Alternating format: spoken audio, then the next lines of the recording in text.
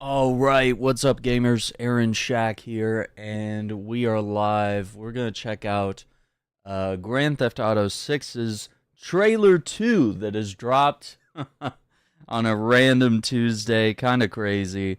So we're gonna react to it, and this is going to be a lengthy stream because if you know my reactions and breakdowns that we do here on the channel, we like to pause the video and scrub through the frames and find little secrets and stuff like that. And just found my stream. There we go.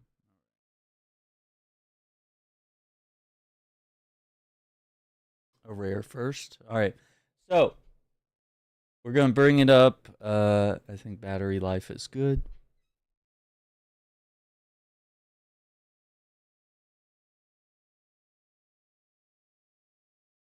Bring it up and react. We do have to wait a whole year for the actual game, but you know, I think there being a trailer too will make the wait a little easier. So let's just watch it through one time, and then we'll dive deeper as we go. Okay? I'm not gonna pause yet. Man, it looks good. What you doing up there? I'm just fixing some leaks. Seriously, dude, you got some time on your hands. I got some properties with paying tenants. Oh, that's why you came by? Just go get me my checks. See you, Brian. Love you, Jason.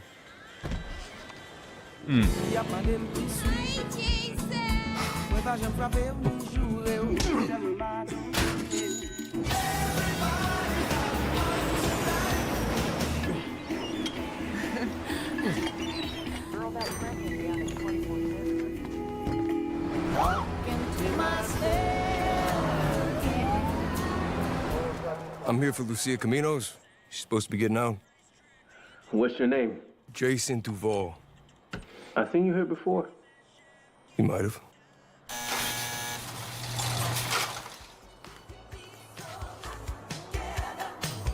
Hey. Hey.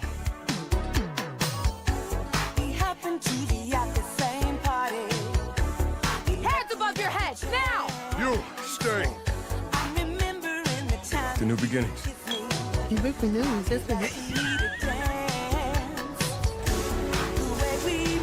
Trust me, this place is just the start for us. Ring the bell! Shots, baby! The only thing that matters is who you know and what you got. Gonna do this? We're doing it right. Yo, D, this full effect? They got your name, address, they got everything. Us cops, we gotta protect each other. Like, brak. You and me, Lou. We got this. We got it.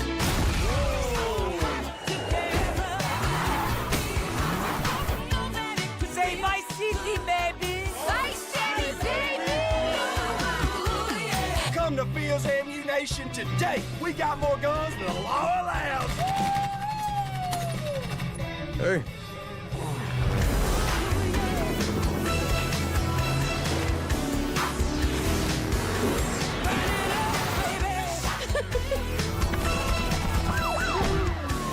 Hey, if you got friends, can you hook me up, please?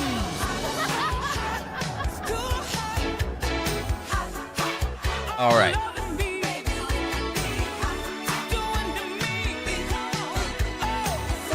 So this was captured on PS5, a base PS5, like not even a PS5 Pro. So first things we gotta, you know, kind of observe here. Hang on, let me see if I can get like a good scrub through this trailer.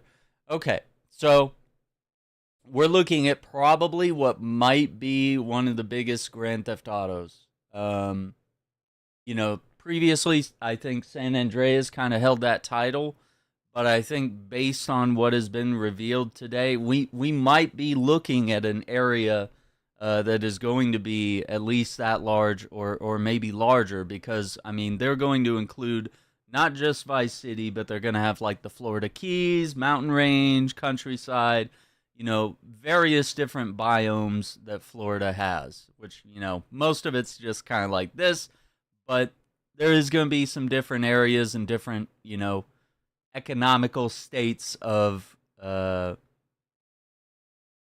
different parts of the world here. So, we're looking at a lot of detail here. Definitely. Really gorgeous game. Looking at the cars, too. We're seeing some, like, old school cars like Cadillacs, El Caminos. This appears to be where Jason is living. It looks like this is going to be a dual protagonist game, which I think is pretty cool. And then you've got this guy who's kind of, functioning as a landlord and probably a little bit of extortion going on right there. The car company. So yeah, let me turn the sound back on, actually. Seriously, dude, you got some time on your hands. I got some properties with And we're going to dive into, like, the Well, that's why you character came by? bios as well. Just go get me my checks. See you, Brian. And so one thing to observe about Jason is that he's also more ripped than he previously was. And also, we're seeing different states of his hair. So I'm thinking, much like Red Dead Redemption 2, we're going to see, like, the beard grows out, the hair grows longer. Because previously in all footage, it's been, like, buzz cut, looking like Paul Walker or something, which is why everyone was like, oh, this guy's a Fed. Like, it's like he's just trying to be Brian from Fast and Furious, which, a little bit of that. And, of course, we're seeing him with a lot of different looks. Of course, observe the tattoo there as well. Love you, Jason.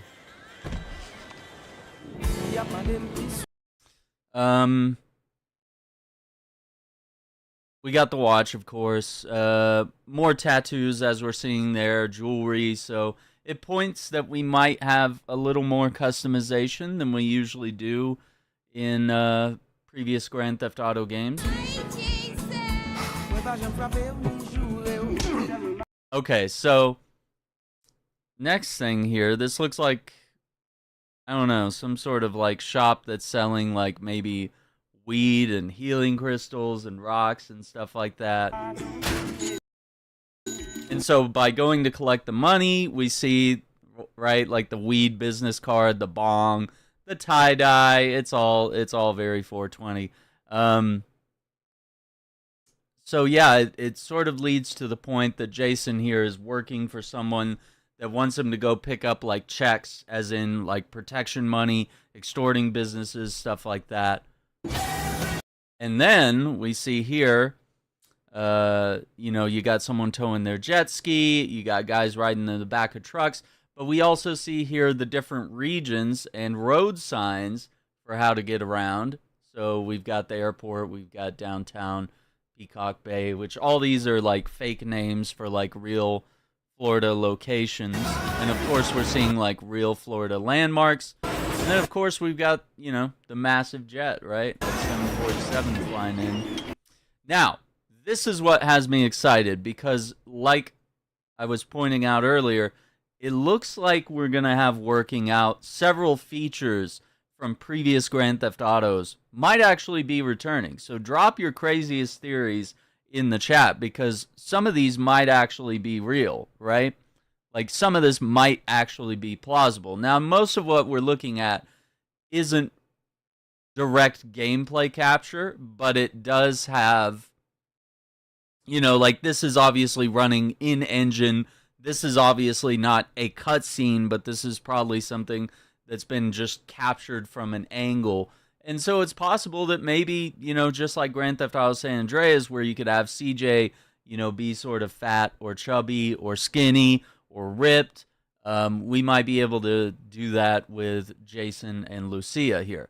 And, of course, like I was pointing out, it did look like in previous footage, we're going to go back and watch trailer 1 later, but it does look like he looks a little more ripped in this trailer and has different lengths of hair throughout both trailers. And so if this is back, I would be really excited because, honestly, I was super disappointed in GTA 4 and 5 for just like, I was like, when are they going to bring back like the almost RPG level aspect of customization, maintaining your health, your fitness, eating food and stuff like that, different ways to like heal your character other than health packs. Gamers, don't forget to share the stream. Tap on the screen. Give us some likes here so that we can get this video out to more people. I'm going to share a little bit here. Here we go. Yeah, Iceman's right. Fighting and fishing is back. I think so. So yeah, we're seeing him pump some iron here. We're seeing him pick up a few brewskis at the corner store. We see, of course, as we've seen in previous trailers, ATM, scratch-offs. And it looks like we're going to have like more robberies and stuff like that. Yeah, there are strength, driving, and flying stats in GTA 5, but like it wasn't like San Andreas, where it actually impacted the physicality of your character. Where if you went to Cluck and Bell and ate a bunch of food, or you went to Burger Shot and ate a bunch of cheeseburgers, you could get really fat. And then, you know, you'd go to the gym and like work it all off and get like super ripped. Or you could just like kind of starve your character and look like base game CJ, where he's just like super scrawny and stuff. So like, while 4 and 5 have maintained certain aspects of that, they ditched the RPG-esque mechanics. And we're going to talk about the fighting later, because I have some theories on that too. So it's possible, like, hey, drinking beer could give you like a beer gut in the game or something like that. Alright, so let's keep going. We got homeless dudes. We got cops pulling people over. Obviously, we've got what looks like some sort of like an undercover... sorry, not undercover, but a, no, non-marked car. I don't know what I'm trying to say. Ashley, thank you for the gifter badge and the likes. I appreciate that. Yeah.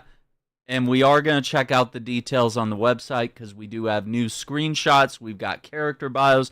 We have a lot to go through today. But this is the first initial scrub here. Of course, you see cops behaving as cops do. Lots of bad behavior. I'm here for Lucia Caminos. So this is interesting.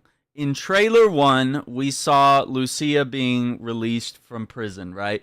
Appreciate that. Appreciate the shares. But listen to this bit of dialogue here, because a lot of us have this theory that Jason's going to be like a Fed. He's got the Paul Walker haircut. He's got the look. Like, he already looks like Brian from Fast and Furious all day long.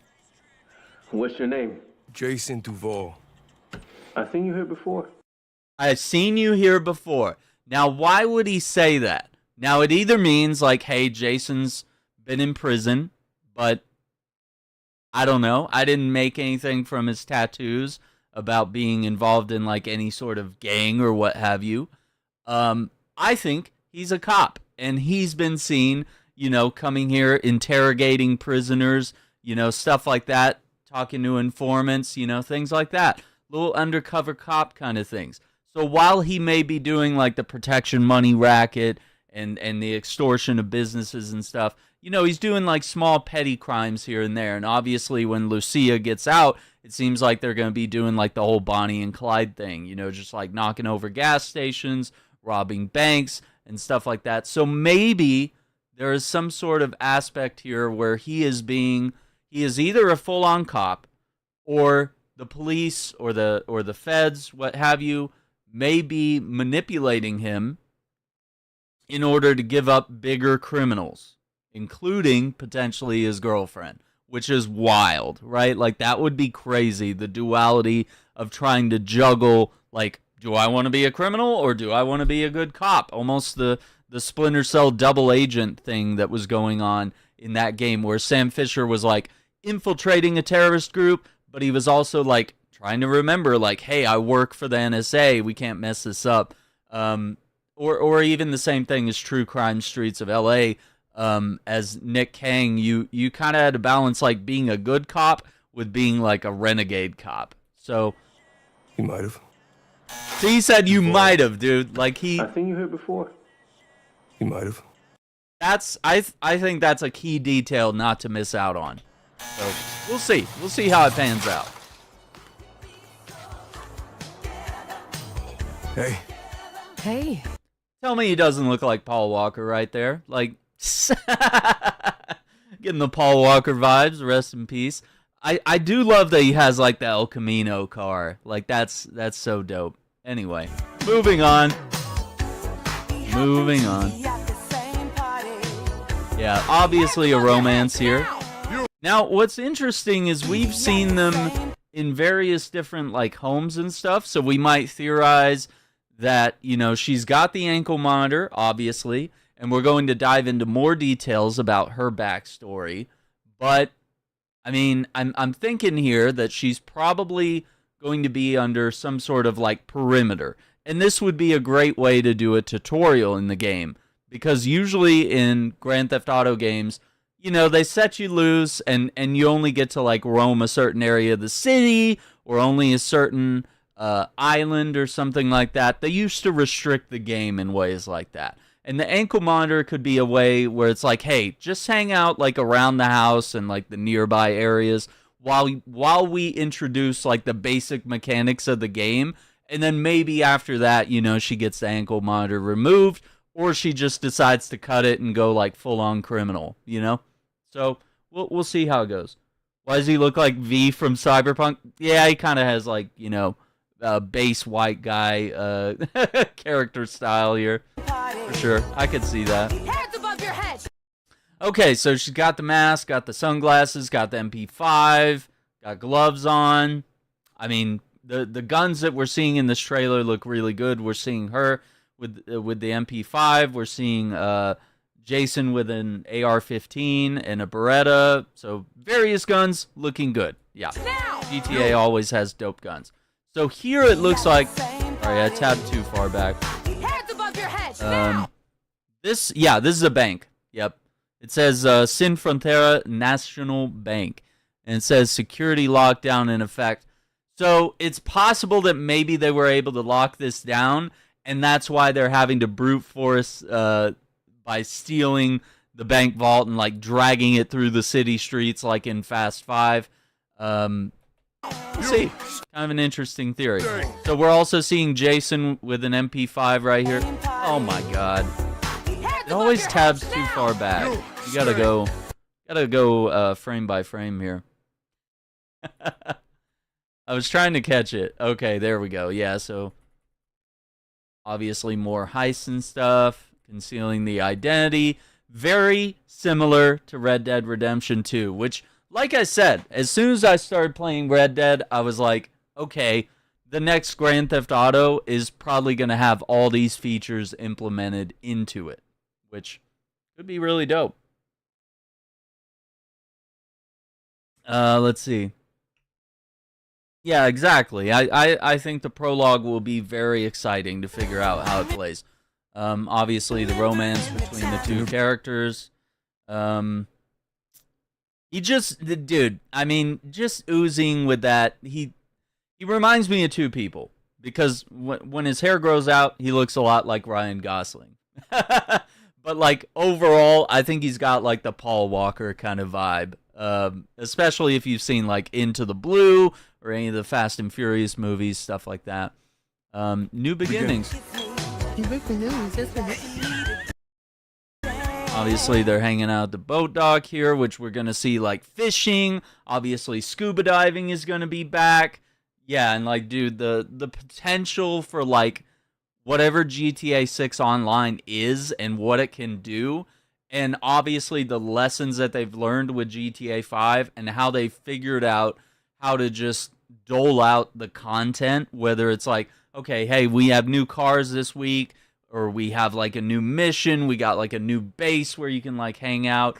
You know, they've pretty much with GTA 5, you can do every type of like criminal enterprise, whether it's like gun running, car exports and imports, you know, stuff like that.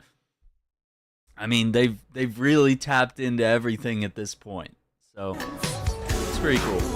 Obviously, we're seeing all the vehicles that we've seen in GTA games up to this date, and, you know, potentially seeing like super yachts and 747s be added in the game, because previously the biggest plane we could fly was like the AC-130 from GTA 5. But of course, we're seeing like the Cessnas Trust me, this with the sea landings. Now, this is what I'm saying, where I think this is going to be a bit of a slow burn of a tutorial or a prologue for the game, where Lucia is going to have the ankle monitor. She's going to be doing community service because we keep seeing her in this orange vest here.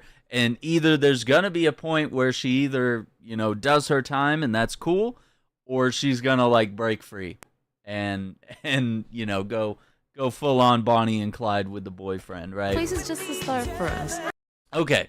So now they're mentioning that the place is just the start. So is this different than the place that Jason was like living in before he picked her up from prison and was doing some like roofing work or whatever? And they're just kind of talking about like how they're going to go from the rags to riches story.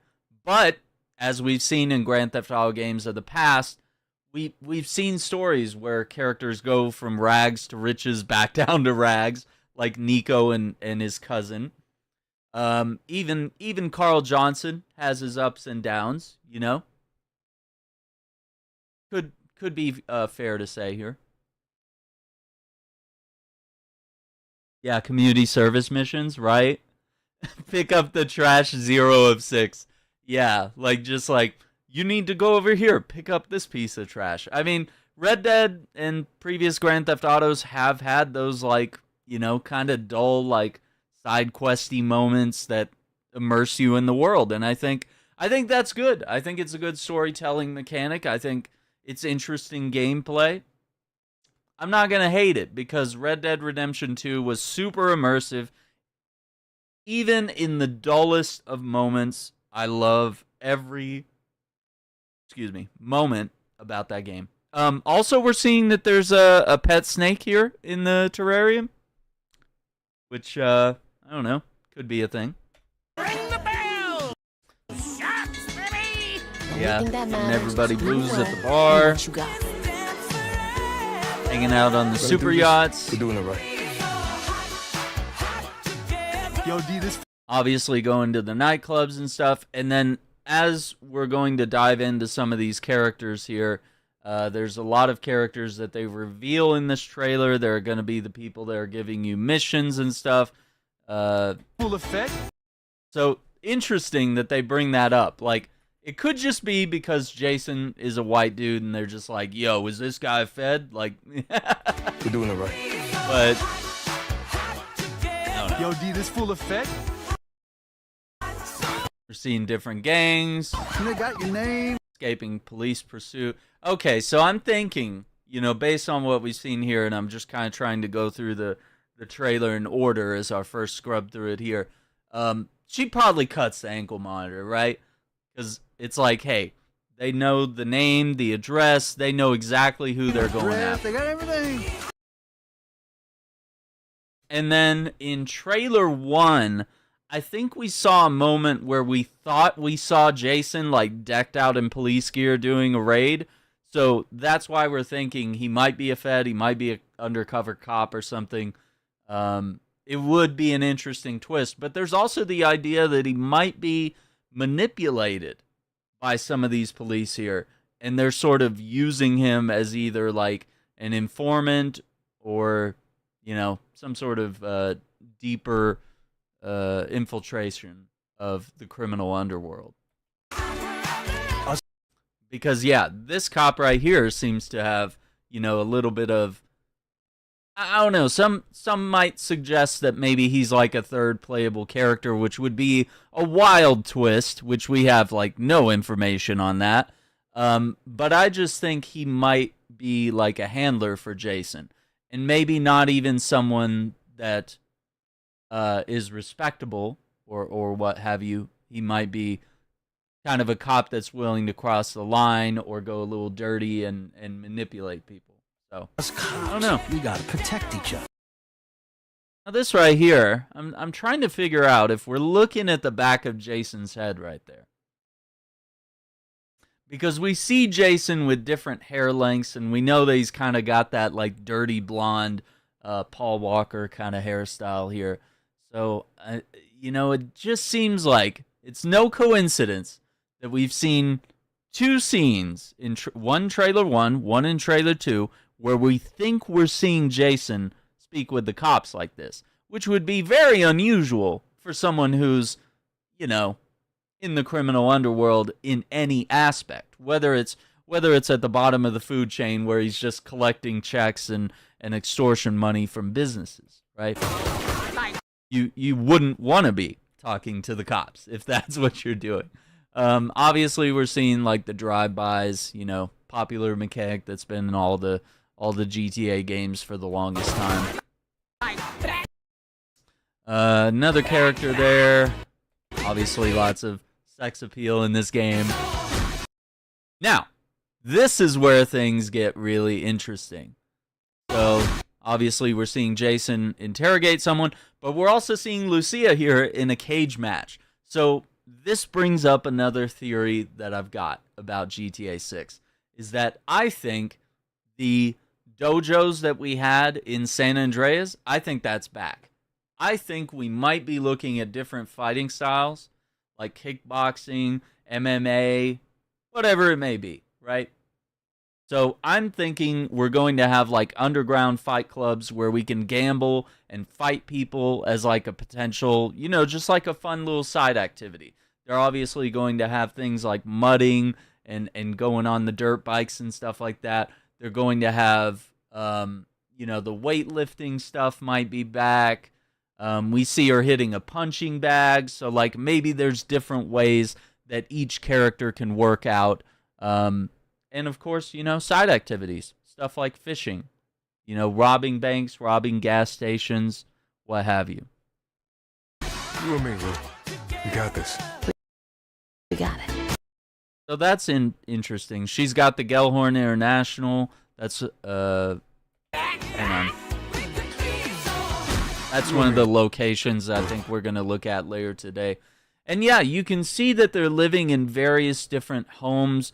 This might be the initial shack that Jason is fixing up at the beginning of the trailer where he's like doing some roofing work. So we might have something here. And of course, he's got a Beretta, so we're seeing different guns. 9mm Beretta there. We got this. We got it. Then she's got the grenade launcher, blowing up some cars. And of course, armored police SWAT vehicle is in pursuit.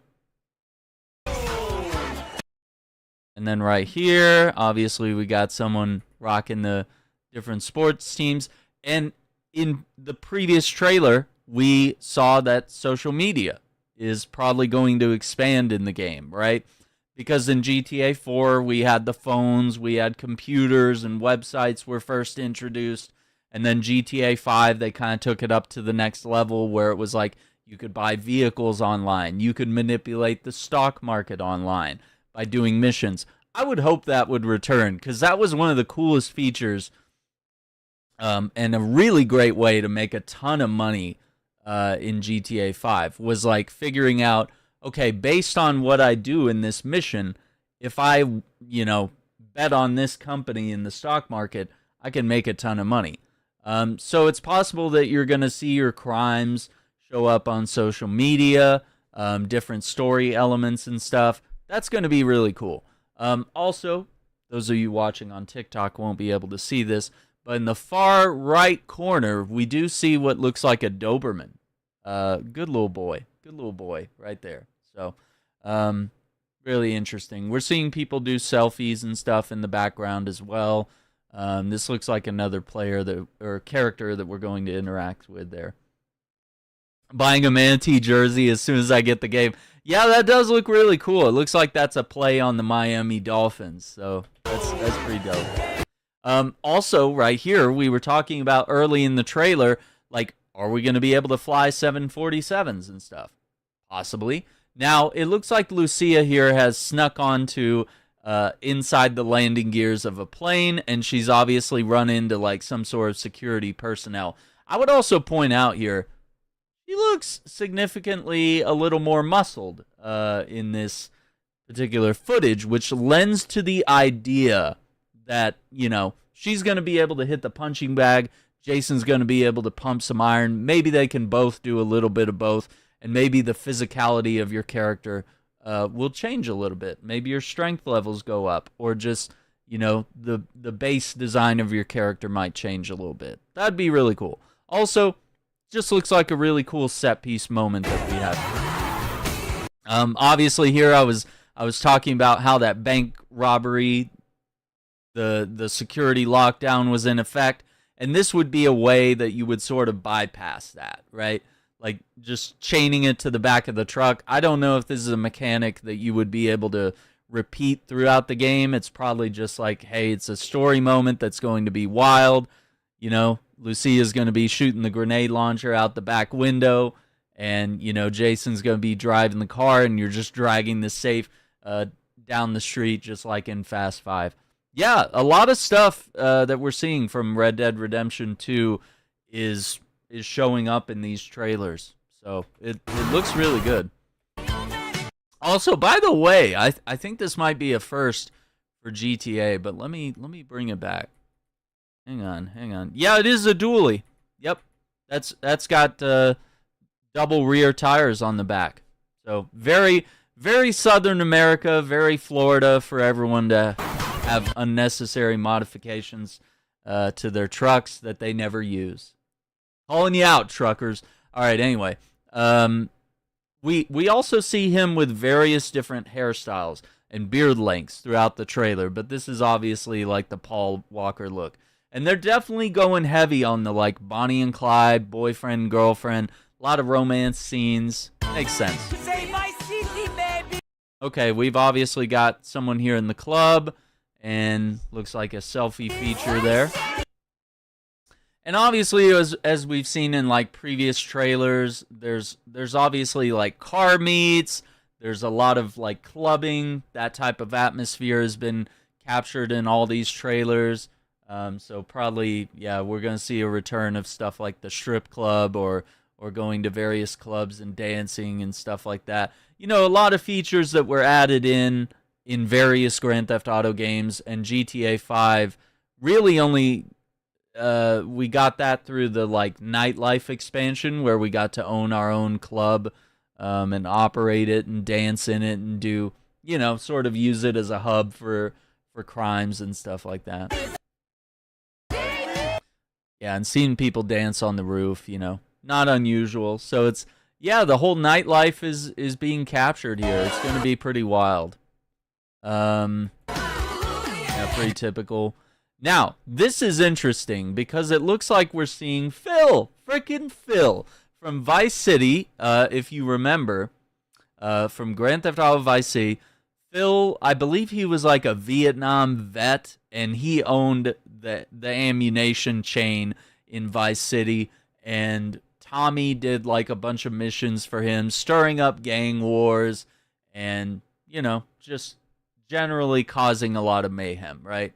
So this also looks like, and there's obviously what looks like a PlayStation controller right there, and obviously like a knockoff PS5 there on the side. This obviously looks like an actual, there's only a couple moments here where it looks like actual gameplay, where I think Jason pumping iron in the gym is actually like a gameplay capture, and I think this is as well, because this is very much like the static camera angles that you get when you sit down in your apartment and you watch TV in pretty much, you know, 4, 5, and 6. So seems typical. Watching TV, watching cartoons. Today, we got more guns than a law allows. So, a lot of guns, a lot of heavy artillery there. We're seeing the two controllers. Once again, we're seeing community service. She's got the little ankle monitor there. And it looks like they're just gradually fixing up this little shack. And they're talking about how they're going to fix this up, and how eventually this is just the start. We're going to go do crimes and be living in mansions and stuff like that. Yeah. Right? Story. Could be GTA 5 with better graphics? No. No, I think it's a lot more than that. A lot more than that. Yeah. Yeah. We're off to a good start here. Now, this is interesting. We're seeing, not only do we have like the hover boats, we do have a light armor helicopter with missiles, but also a little chain gun out the side, which you'll see a little bit right here. Then we got the jet ski. And I don't know, I'm starting to see something here where it may look like you may be able to get like a tan or a sunburn. That would be kind of a new thing for Grand Theft Auto. I don't think we've ever had a feature quite like that before, but just based on the looks here, it does look like they're looking a little more tan than in previous footage here. So pretty cool. There might be, some boat races and jet ski races, and obviously seeing scuba diving return in the franchise. I'm very excited about that. 'Cause I had a lot of fun doing that in GTA 5.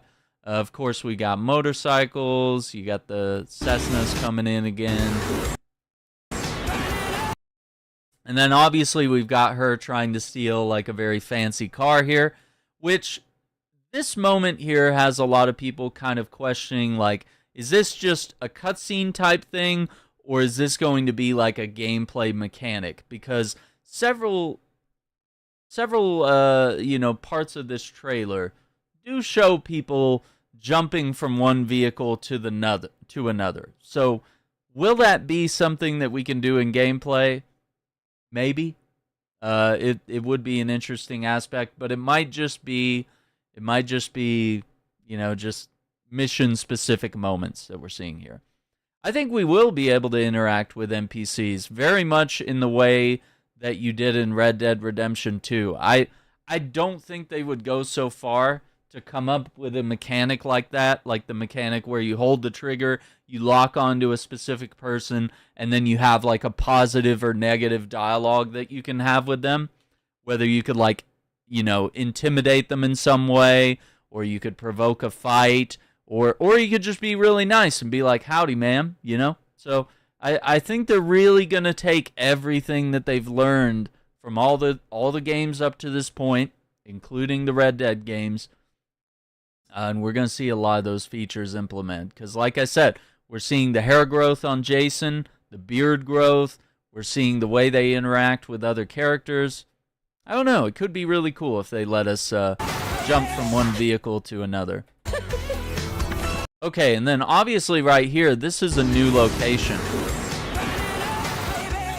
So it's possible, this is a hotel room, like 100%, which speaks to the idea that, okay, maybe they have to abandon Jason's place because she cuts the ankle monitor, and they gotta, like, stay in a hotel, they gotta lay low while they're committing crimes and stuff. You can't just have this obvious house that you're going back to. So, looks cool. Obviously, we got the boat here. It just keeps going way too far back. Yeah, there we go. So, got a police chopper. We got people shooting out the back of a boat. Of course, we've seen all the various vehicles, but dirt bikes are back. And then obviously we're seeing more we're seeing more of the countryside here. There's a lot of different biomes, and we're going to dive into those when we take a look at what's new on the website. But there are a lot of different biomes. They're not just including Vice City. So we're going to have like a mountain area, we're going to have like some forests, swamps, the Florida Keys, and you're going to have a little bit of the countryside, and that's why we're seeing like all the southern, rednecks going mudding, and the dirt bikes, and the trailer parks, and stuff like that, because it's all very Florida. And see, once again, this might just be cutscene moments where we're seeing a lot of people leap from one vehicle to another, or it could end up being a gameplay mechanic. I wouldn't get too hyped up about that. It could just be, I wouldn't think that, Grand Theft Auto is all of a sudden adopting, just cause mechanics where you're going to jump on the hood of your car and jump off of it. Because, how's that going to work if you're the only one driving the car? It's probably going to be, like, very specific to story moments. But who knows? Anything could happen, We could suspend reality a little bit. You got friends? Can you hook me up? Obviously, another NPC there, fixing up boats, which, I don't know. This might be a leap, but, you know, we've seen car customization really go nuts in GTA games of past and present. And, of course, GTA Online has added a lot of features to GTA 5 for further customization. I wonder if we couldn't see a boat shop where potentially we are able to, you know, bring our boat up on a dry dock or something like that, or on a trailer, and start customizing our boats, our jet ski. Maybe we get a super yacht, because I mean, we already have, you know, a yacht in GTA 5 from, you know, DLC, but like, could they be taking what they've learned from, you know, the past decade of Grand Theft Auto 5 and applying that solely to the single player, and then, you know, GTA 6's multiplayer builds on that even more? Possibly.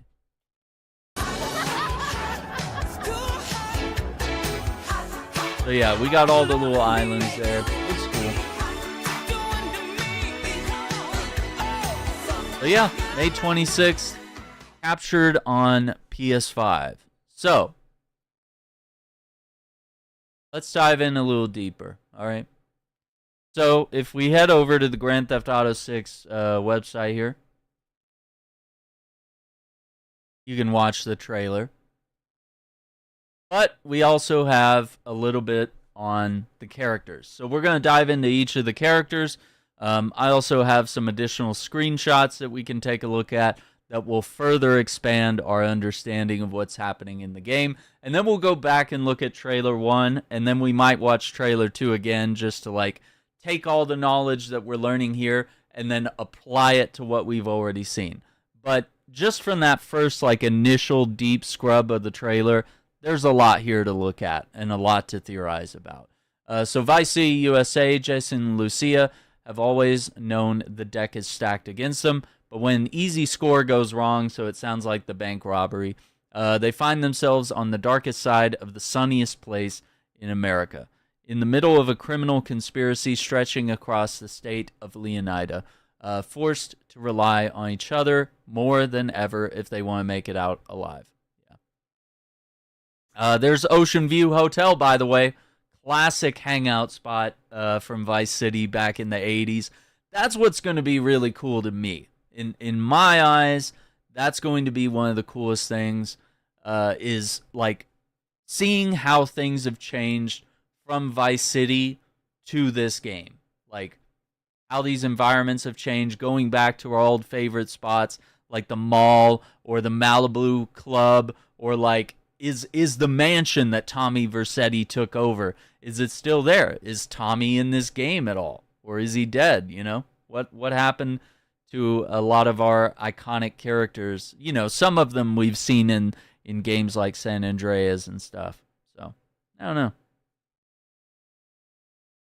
Let's see. Jason Duvall. Jason wants an easy life, but things just keep getting harder. Jason grew up around grifters and crooks. After a stint in the army trying to shake off his troubled teens, he found himself in the Keys doing what he knows best, working for local drug runners. It might be time to try something new. So once again, we're seeing the hair grow out a little bit. We're seeing the beard fill in a little bit. So I think some of the stuff from Red Dead Redemption 2, we're obviously seeing that. So see, we're seeing several different looks here, right? Where we've got like the buzz cut. And also it looks like the customization is going to be pretty dope, because we're seeing necklaces. We're seeing like the sunglasses hanging on the shirt. We're seeing him wear sunglasses at some point. So I don't know. We might see various things. We got the watch. We got the phone. A lot of different things that maybe we can interact with. Obviously, that's a Beretta again right there. And we saw this in the first trailer. If anything happens, I'm right behind you. Got it. Another day in paradise, right? Meeting Lucia could be the best or worst thing to ever happen to him. Jason knows how he'd like it to turn out, but right now it's hard to tell. Okay, so once again, we got the AR-15 right here, which actually, I can full screen these images. We're looking at some pretty good lighting here, by the way. And the fact that this is running and is captured on base PS5 here, like this isn't PS5 Pro, this isn't PlayStation 6. They're not showing us PC gameplay because that's going to be, as Rockstar said, they're saying, much like Red Dead, it's like, hey, we're going to probably put the PC version out like a year later. So seeing that this is running on console and, hopefully at 60 frames, I mean, it would be absolutely insane if this was like, not running at that at this point. It appears to be. Got different outfits, obviously here. So once again, this is lending to the idea that, various aspects of, man, it won't let me like further zoom in here. Let me see, hang on. Pull up this image. Screenshots.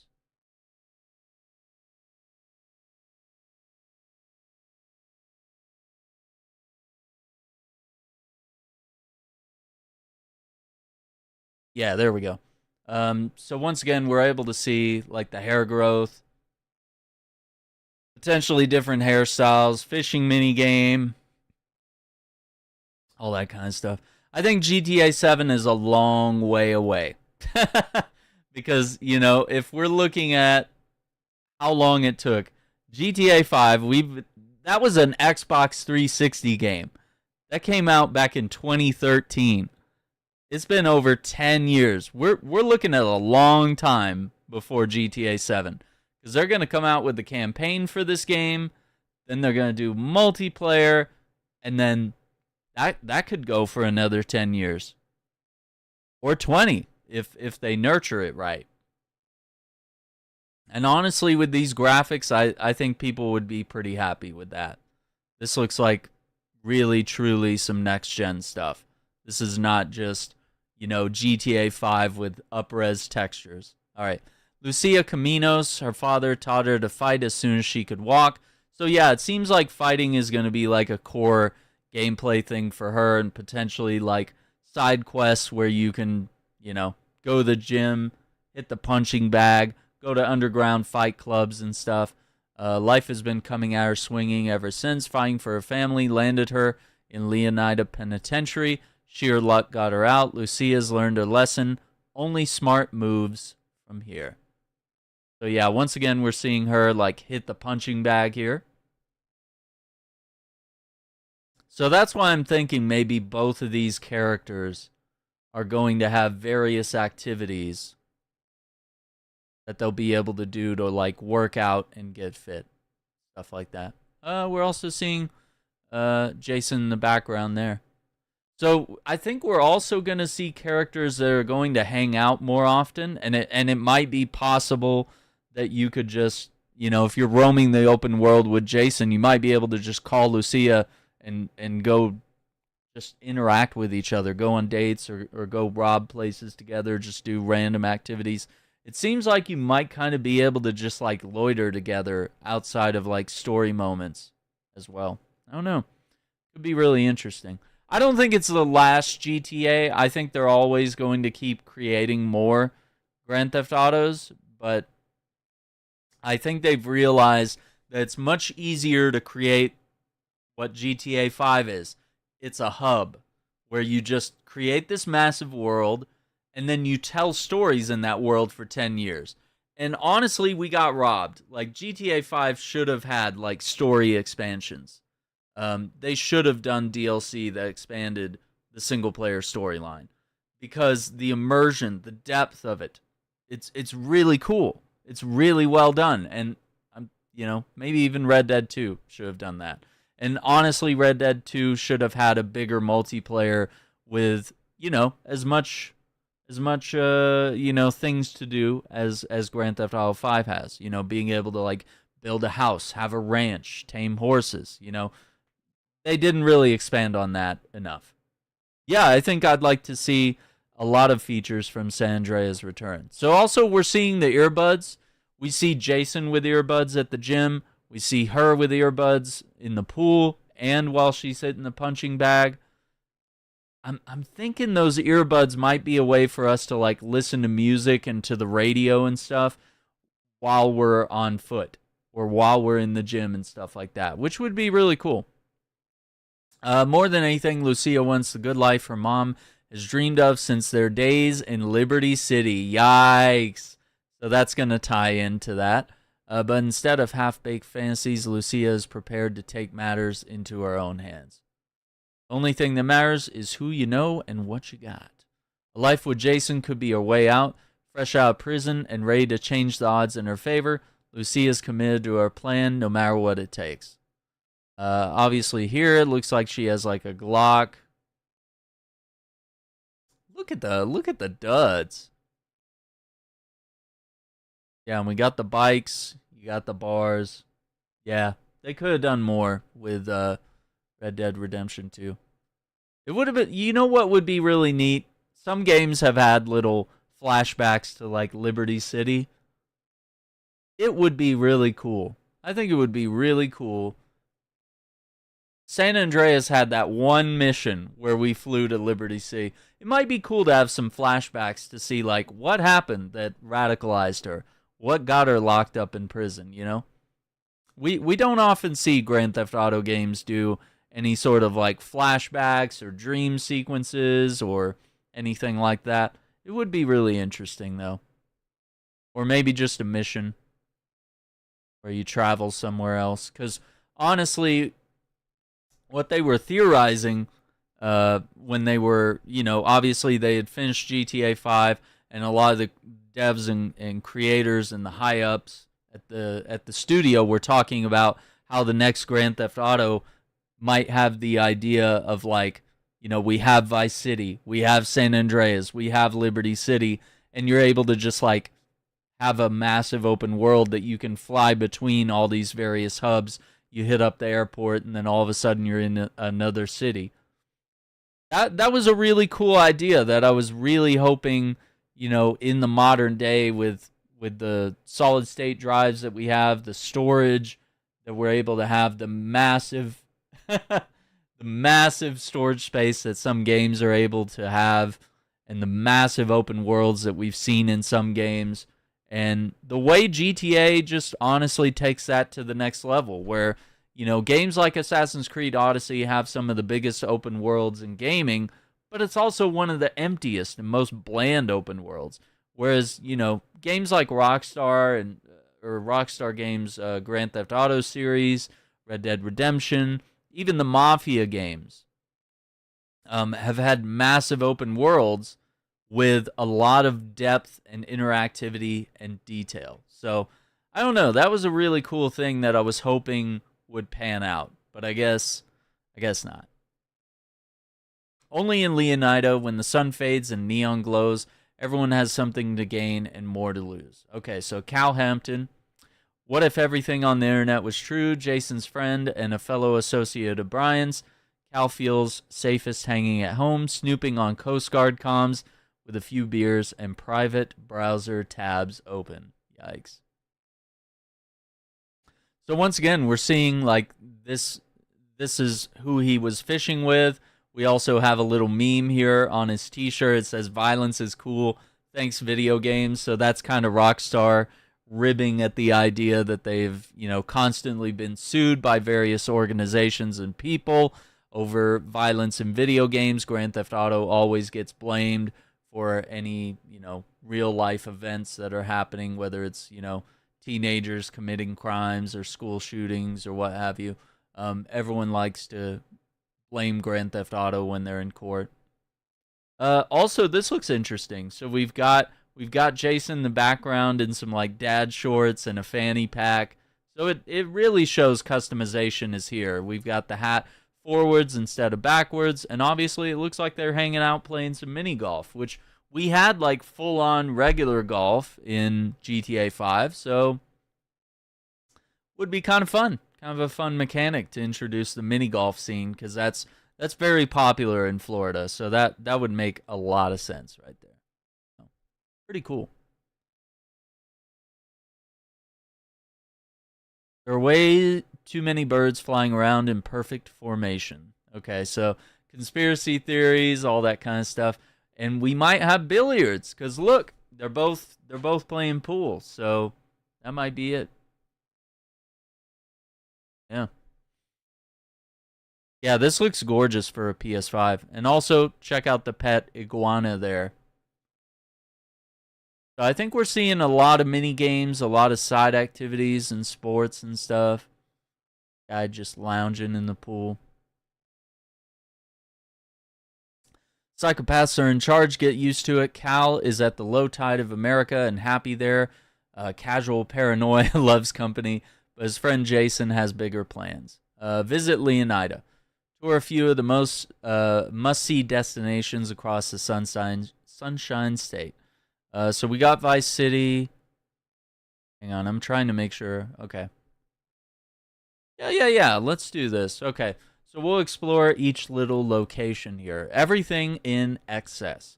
We're a long way from the 80s, but Vice City is still the sun and fun capital of America. Glamour, hustle, and greed of America captured in a single city. Each neighborhood has something to offer, from the pastel Art Deco hotels and bright white sands of Ocean Beach to the bustling panaderias of Little Cuba and the bootleg brands of the Tishawaka Flea Market, out to the VC port, the cruise ship capital of the world. Yeah, that's going to be pretty cool. I like that. Obviously, we've got the Vice City sign, which was in, Grand Theft Auto Vice City. So a lot of the landmarks that we know of, and little things that we're going to remember from the original game. And here we're seeing more of the nightlife, more of the, the hotels, the clubs, stuff like that.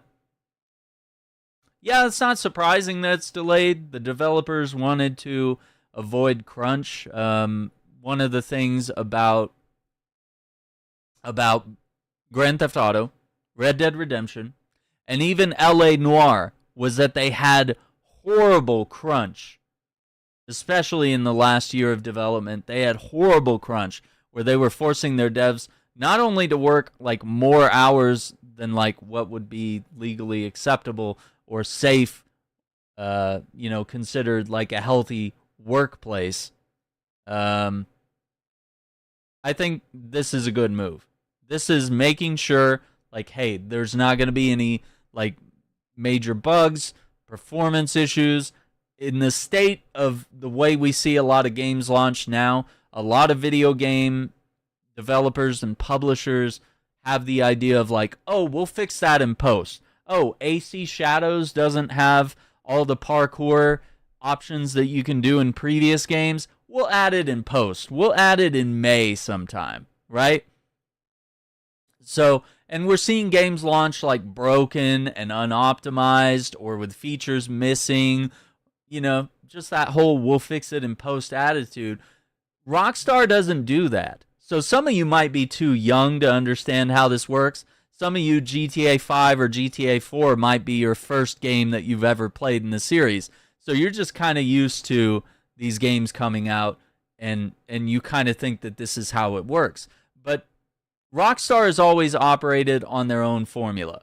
They are not beholden to anything that happens at E3, anything that happens at Summer Game Fest or the Game Awards. They're not pressured to release their trailers at any of those moments. And they just release stuff whenever they want. And if one of the games they're working on isn't ready, they're just going to let you know. They're just going to be like, hey, it's not ready. We're delaying it. This is for the best for our studio, which is a rare move, that they're actually trying to maintain a healthy workplace this time, because everything from LA Noire forward, there have been articles written about how Rockstar was not a healthy place to be working. They were overworking their devs. So it's a good move. So I know you guys are like super impatient. You're like, why does it keep getting delayed? And it's like, dude, if you don't understand, this is going to be the next GTA 5, right? Like, this is going to be the game that we sit around and play for the next decade. So it has to be nothing short of perfect. And they're also trying to learn from their mistakes that they made in GTA 5, how the heists came out years later, when even in magazines leading up to the launch of GTA 5, they were promising about the heists in the online mode, right? So I don't know that it's going to be delayed any further. If anything, it could be delayed to the fall of 2026. But honestly, it's a good move. The way I see it in my eyes, the delay was a good move. There's already a lot of great games coming out this year.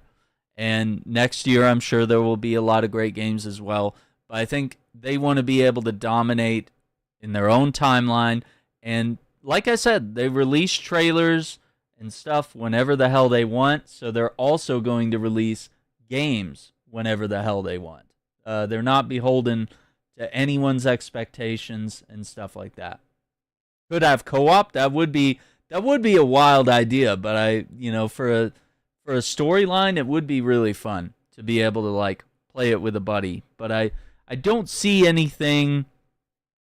I don't see anything that leads to that to be true. It's probable that you'll be able to switch between the two main characters, and that you'll be able to have the other character walk around as an AI while you're playing as the other one. So I don't know. We'll see. Also, we're seeing basketball courts. I'm not ruling out anything, guys. Like the wildest conspiracy theories that you might have about this game, some of those might actually be true, right? Like we've seen fishing, we've seen the gym, we've seen the kickboxing, the punching bag, we've seen the underground fight clubs, we saw mini golf, we saw billiards. Like a basketball mini game would honestly be pretty freaking dope. So we see some guys over here just shooting free throws in the bottom right corner there. Let me see. I don't may or may not have. I have a bunch of the screenshots here, but they're organized between like people and places. So, oh yeah, I might have a bigger version of that. Yeah, here we go. Maybe we can zoom in that corner. Not really. But yeah, got guys here. Yeah, Vice City's looking really good, and look at the traffic too. Skateboards would be dope. I'm game for that. I always enjoyed the bicycles. Like the bicycle travel was freaking awesome. Looks like the cops here caught some criminals here in their fancy car. Look at the city bus, dude. That's full. Oh, we got the e-bikes right here, docked in their little station by the bus stop. Yeah, it just looks like there's going to be a lot more density, a lot more realism, which, I mean, I think GTA has always had that. But I think we're just going to see a lot of what we saw in Red Dead Redemption 2, how there were just like random things happening throughout the world that were not really associated with the story. That just, things like this happening on the side that make the world feel a little more alive, right? Oh, okay. So you're seeing different like license plate tags. Yeah, I've noticed that. We could take a look at that throughout some of the footage. Okay, did we? Oh, these are just screenshots that I have from Vice City. Dude, grills. Oh boy. You got the beach. So yeah, look at this. We're seeing NPCs with suntans, and I was mentioning and sunburns, and I was mentioning the idea that Jason and Lucia might be able to tan, because I was noticing that they were getting a little burned and a little tanned. Could be a new system that we're seeing here. Obviously the nightlife here getting a little wild. Dude, the lighting is just, for this being captured on PS5, like, this lighting is insane. Imagine, I don't even know if they're going to have ray tracing right out the gate, because it might be a nightmare to run this game with that on. And just look at the density of cars on the road. I don't think we've really... They might have that amped up. That might have to be turned down for performance. But, like, the amount of cars on the road, that's looking like some pretty good traffic to be able to weave between. I'm excited about that. I've always wanted that. I always felt like some of the roads in a lot of these games were a little too little too empty. And obviously we're seeing, okay, so we got Gloriana. I know we've seen that plate over and over and over throughout the trailer. You got your dirt bikes. You got ATVs are finally back. Of course, you got all the art. But yeah, I think the car customization, I think we're going to see boat customization. And we did see a Doberman earlier, but now we're seeing a Rottweiler. So it's possible that there's going to be a lot of dogs in this game. And, you know, I've always... The thing that let me down about Red Dead was, like, I just wanted a dog for, like, hunting. That we could just be like, hey, I'm going on a hunt. You know, let me run by one of our bases or whatever our hideout is and pick up the dog and go on a hunt. It'd be kind of cool to see that. You know, we saw it in GTA 5 briefly throughout the campaign. It might be interesting. It might be interesting for that to happen, and maybe there are different breeds of dog that we can choose. Also, I really like the idea that there's a lot of road signs here. I like the idea of turning off the HUD. Ever since, I think it was like GTA 4, I used to just completely turn off the HUD. And you start to play the game based on landmarks, just like a real city. You learn your way around, you learn the landmarks, and you're not relying on the mini-map to see where enemies are coming from. You're listening with your own ears, you're watching with your eyes, and when you're doing a bank robbery or whatever, you know, some sort of wild mission where gangsters are swarming in, or police or whatever it may be are swarming in, you just pay attention to where they are instead of using, you know, radars and stuff like that to figure out where the enemies are. It really gets the immersion going, and it leads to a fun experience. And especially if you've already, like, completed the campaign, it's a great way to make a second playthrough of any Grand Theft Auto or Red Dead game even more exciting and intense. So highly recommend. And I think with there being road signs like that, that's certainly a possibility. All right, let me get back to the article here. Let's see. Yeah. So we were scrubbing through some stuff about Vice City. Obviously, the nightlife. Yeah, we've looked at all these screenshots now. Trailer looked mid? What do you mean? Oh, get out. That's ridiculous. I think every Grand Theft Auto has always had a really good trailer. And, you know, a lot of times they showcase things that are actually playable in the game. And so my idea of, like, boat races and stuff and, you know, super yachts either being something that we own or operate or hang out in. Yeah. Yeah, that's crazy. All right, another NPC or fellow character that we're going to interact with is Booby Ike. It's all about the heart, the Jack of Hearts. Booby is a local Vice City legend and acts like it. One of the few to transform his time in the streets into a legitimate empire spanning real estate, a strip club, and a recording studio. Booby's all smiles until it's time to talk business. Interesting.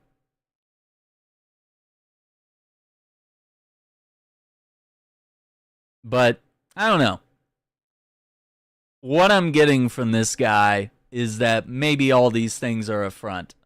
So he may have gone legit, but I'm willing to bet that he's going to have us, you know, do missions that are very illicit activities and stuff like that.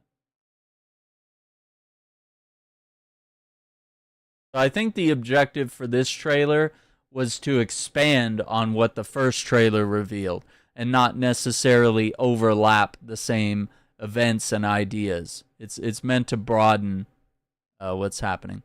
The club money pays for the studio, and the drug money pays for it all. Well, there you go. See, I knew it. I knew he had something going on. So yeah, we got different characters here. Adult entertainment. So the Jack of Hearts is his club, I guess. Yeah, so apparently the nightlife is gonna get pretty wild. Top quality cuts. Booby might seem like he's just out for himself, but it's his partnership with the young, aspiring music mogul Draquan for only Raw Records that he's most invested in. Now they just need a hit. All right. So, like I said, this might be one of the biggest Grand Theft Auto games. It's very possible that this might be the first game to eclipse San Andreas. I was a little let down that GTA 5 wasn't, my deepest conspiracy theory before 5 came out was that, Los Santos was just going to be one area and that we would have, the vast countryside, Mount Chiliad, and maybe we'd see like San Fierro and Las Venturas return, and that, we'd get the detail that San Andreas had. Didn't really happen. But here, we're obviously going to have the Keys. We're going to have Vice City. We're going to have, like, the trailer parks and stuff. And, we're going to have some countryside, forests, swamps, the Everglades, all that kind of stuff. It's all going to be brought in to this game. So, pretty excited about that. All right, so let's see what they say about the Keys. Gateway to Paradise. Dress code's casual. The bars are loaded. Life in this tropical archipelago isn't flashy, but it's easy. Get your buzz on and pull up a deck chair. But look out. You are right on the doorstep of some of the most beautiful and dangerous waters in all of America. Now, one of the things I really loved about GTA 5, and I say it all the time, it's the scuba diving. It was just such a random thing that I was like, never thought would be in any Grand Theft Auto game. But being able to, like, pilot the submarine and then go out in the scuba tank and the flippers and, like, go around and just see, like, dolphins and underwater life and stuff like that. Yeah, but if you're watching leaks of, like, gameplay and stuff, you're seeing an unfinished product. So if you're saying, like, not impressed, you've never actually seen a game that's in development that isn't fully complete. So you're watching all your, like, Spider-Man 2, Spider-Man 3 leaks or whatever. You see the early footage of the Wolverine game, and you're like, yeah, this sucks. It's unfinished. And it's like, yeah, dude, because you've never seen a complete game because you're, like, 10 years old. Get out. All right, so like I said, we got the planes, we got the boats, vast open world. We can see Vice City in the background. I think this is going to be, especially if we count the water, because, we're going to be able to go underwater and scuba dive and stuff like that. I think this is going to be the largest, most detailed Grand Theft Auto we've seen. Once again, we're seeing the iguana and more dogs. We've seen German Shepherd, which is what that looks like to me. We've seen Dobermans. We've seen Rottweilers. This game has already been delayed to 2026. So we're looking at May. Chip's Body Shop. And, of course, we're seeing the boats. So I'm thinking we're going to be able to customize the boats. And then you got, like, the old folks home bus right there. The Rusty Anchor. So another bar here. Yeah, it looks like it looks like there's going to be a lot of interior locations, just like there were in GTA 5. You live in Fort Lauderdale, and I'm ready for this. Yeah, it's really cool when you see, like, a video game, create an area that you're used to living in. So yeah, once again, this lends to the idea, like, scuba diving, obviously back, right? And we're seeing a lot of detail. We're seeing eels. We're seeing small fish. We got sea turtles. Like, I really want to see how they're going to sort of work with this mini game here. But yeah, I've always wanted Grand Theft Auto to have more and more interiors, because I think it's great having an open world, but if you can't go inside certain buildings, then it just feels like a big empty world, and you have these buildings, and they're just blocks. They're just structures. They're not like, you don't really get to roam in any of them. Now, I understand the idea that you can't just go into every single building and climb every floor of a skyscraper and see, it's just too much detail and too much to render that the game would just not perform well. So you do have to have certain limits, but I do think, yeah, each game should expand on that, and I think they have for the most part. But it would be cool to see a lot more interiors and stuff. So, yeah, once again, lending to, like, the party lifestyle that we're going to see. Not only are we going to see, like, the nightclubs and stuff, but we're going to see, like, the rednecks, going out and mudding and stuff. Obviously, the more boat-oriented people are just going to pull up all their boats and race jet skis and sit on floats and, tan on their super yachts and stuff like that. Seems pretty par for the course. But yeah, I wonder if this is just like, are these specific story moments? Are these things that just happen in the game world? This is just random activities that are taking place, or, is this potentially a thing that you can arrange, much like how you can just call up and have like a house party in GTA Online? You can just be like, hey, party here, and then people show up and you pay for booze and you get wasted and stuff like that. Could be really interesting. So I think that's it for that section, the Leonida Keys. All right, we got Draquan Priest. Only Raw Records. Draquan was always more of a hustler than a gangster, even when he was dealing on the streets to make ends meet. Breaking into music wasn't the goal. Yikes. So yeah, we're seeing how the criminal empire expands from club life to the music stuff. Got the Manatees jersey. Dancers are like my A&Rs. If the record's a hit, DJ's gonna be spinning it. That's crazy.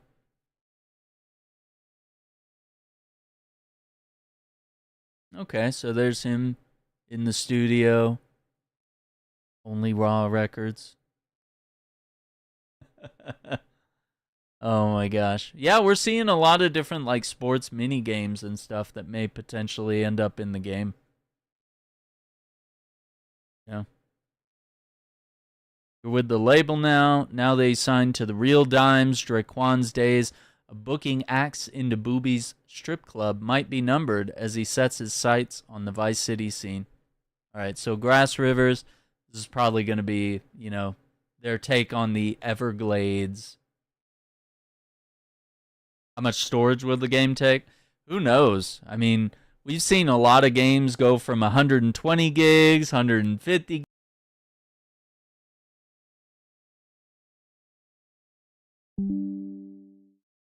Sorry, I think we just had a drop right there.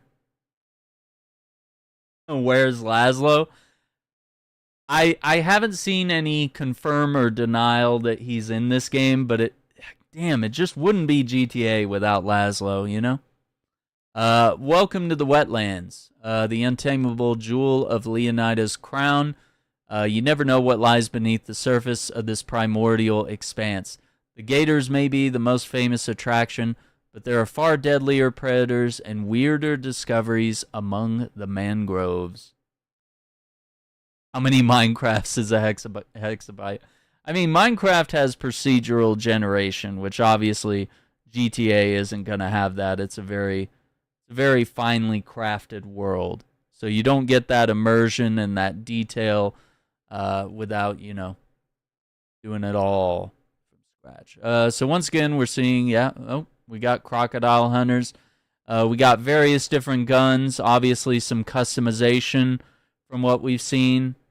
Is that a bobcat? We also have... We saw a screenshot of Jason with the AR-15. We're obviously seeing one here that's been modified with like a longer barrel, different grips, different magazine, a scope, and then obviously we've got a rifle here. So pretty good variety there. And obviously you're seeing like the port. various clubs, hotels, all that kind of stuff. Right? Like gator hunting. I mean, we did it in Red Dead Redemption 2, so everything that was in that, it's very likely that hunting might play into this game as well. We're going to look at some more screenshots from out in the wilds. But we've also seen that fishing is a thing as well. But yeah, look at the gators rolling up on the boat there. Yeah, this is going to be really cool. Oh, looks like the cops. Yeah, because I think, some of this isn't always illegal activity. But yeah, you got the cops pulling up now, chasing them through the swamps, which is pretty wild. But yeah, we're seeing a lot of stuff where there's trailers. Either trailers that are hauling like vehicles, or in this case, it's the Crocs, or boats and stuff like that. I wonder if we'll be able to do that ourselves, because it's like, if we have a boat, are we going to have to buy a dock for it? Or, will we be able to take it from a garage in a trailer, wherever we want to go and do stuff? Who's to say? All right. So yeah, all that looks really cool. Brief look into the grass rivers. Real dimes, viral videos, viral hooks. Baylux and Roxy, aka Real Dimes, have been friends since high school. Girls with the savvy to turn their time shaking down local dealers into cold hard cash via spicy rap tracks and a relentless social media presence. So yeah, this kind of lends to the idea that social media will be, as it has been in the last couple of games, a very large core mechanic here. And obviously we're seeing her hang out with Daquan. Daquan? Was it Daquan or Laquan? I don't remember. Oh, I gotta keep Draquan. Yeah. Draquan. We got it. All my dimes in this club. Meet my twin. Make it a dub. I don't know what they're talking about. Anyway, this is the girl. I think this is the same girl that we saw like twerking on top of the car in the first trailer. It's all about getting attention and social media presence. And rapping about it. One hit away from fame, the early hit single with local rapper DWN Ply took Real Dimes, I guess it's Downplay, took Real Dimes to new heights. Now after 5 years and a whole lot of trouble, they're signed to only Raw Records, hoping lightning can strike twice. So yeah, we're seeing how like each character is linked in this empire of crime here. Because obviously we're seeing the rappers and the owner of the club, owner of the records. So, pretty cool. Now, we did see Lucia was wearing a Port Gellhorn shirt. So now we're about to like dive into that location, which is going to be sort of the more rural part of Leonida. And what's interesting here is that we're seeing a train come through, which, obviously there is that. This reminds me of GTA 4. Remember how GTA 4, other games have had it, but like GTA 4 had a full working subway system and obviously, train system that ran through the entire map. And they had subway stops that Nico could go visit. They were fully detailed and fleshed out. This is pretty cool. This is really cool. And it looks like they're going to have a lot of detail here. Live Hard. This is Leonida's Forgotten Coast. Cheap motels, which we saw Jason and Lucia in the trailer. Empty strip malls won't bring the tourists back. There's a new economy in this once popular vacation spot. It's fueled by malt liquor, painkillers, and truck stop energy drinks. Jump on a dirt bike, and hold on to your wallet. So yeah, it's possible that this is the motel that we hang out in during the second trailer there. Yeah. Can they just drop it in October? So the whole idea was that they would avoid crunch by doing that. So yeah, delaying it to next year is definitely a much better idea. It's a healthier workplace for the devs. You come out with a better game that, is very well polished, and potentially what some devs do towards the end of development is they try to add as much as they can into the game and try to break the game, see what works, and whatever details or whatever new activities they want to try to add that they couldn't in the last game. That extra year gives them a little extra time. We saw what Assassin's Creed Shadows did with an extra 6+ months of development time, and Shadows was relatively polished, and the hideout feature was added and a bunch of other stuff. But granted, there were other things missing, so it wasn't perfect. Obviously, we see this guy down here. I can't tell if that's a cat or a small dog right here. Let me see if I have... I know I have a bigger image that's not from the website. Yeah, Port Gellhorn. Let me see if we can zoom in on that a little bit. Maybe. I think it's a dog. Yeah, it's a dog. Yeah, so we're seeing a lot of different dogs, different breeds and stuff. A lot of detail. Different vehicles, different types of tires, storage. Interesting. I'm wondering, and I'm thinking that vehicles might operate the same way your horse does in Red Dead Redemption 2, where it's like you had all your guns stored on your horse or on your character. I actually think it would be kind of cool if GTA just didn't give you the armory that's hidden in your t-shirt and you just, spawn different weapons. I think it would be cool if they did it kind of like Max Payne 3, where it was you can only carry whatever's on your person. Maybe one rifle on your back, a gun in your coat or on your hip or whatever it may be. Something kind of basic. You can only carry what can realistically be on an actual person. And then the rest could be in your car, That would be really cool. I don't know if they'll go that far on immersion, though. We'll see. We're seeing these guys grow certain illicit drugs. Plastic surgery? I don't know. I don't know about that. I think there will be some sort of character customization, because as we've clocked throughout the trailer and some of these images, we've seen Jason's beard grow out. We've seen his hair grow out. We've seen him look more muscular, and same with Lucia. So it could be real. Yeah. Seeing some drugs change hands here. Very interesting. New girls, new food, open all night, hiring dancers. Yikes. Interesting. Whoa. What's going on here? So yeah, kind of a trailer park aesthetic here. Like a little barbecue, little hangout with your lawn chairs. Honestly, looks great. You got some people pushing a shopping cart with some luggage in it. Someone being thrown out of the club. And then, look at that. Lifted trucks. Yeah. The only thing to compensate. You got your lifted trucks with your big tires. Yeah, it looks like vehicle customization is back. And I'm hoping that that's going to extend to boats.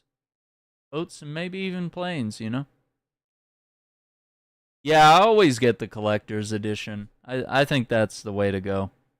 Yeah, we're seeing the swamps, and there's going to be, they've already shown off the Everglades-looking area of the game. Yeah.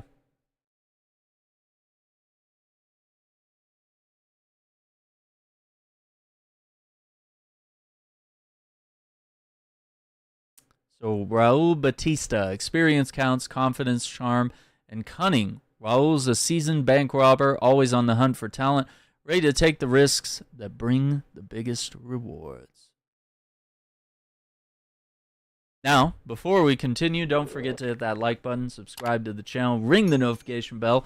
We do a lot of video game coverage. I love to do these little analysis and breakdowns where we take a look at game trailers and, gameplay footage and stuff like that. Analyze it, break it down, try to figure out what the game's going to play like, We theorize about it. We've done it with games, Ghost of Tsushima, Gotham Knights, all sorts of different games over the years. And it's been a lot of fun. So make sure you follow the YouTube channel, TikTok.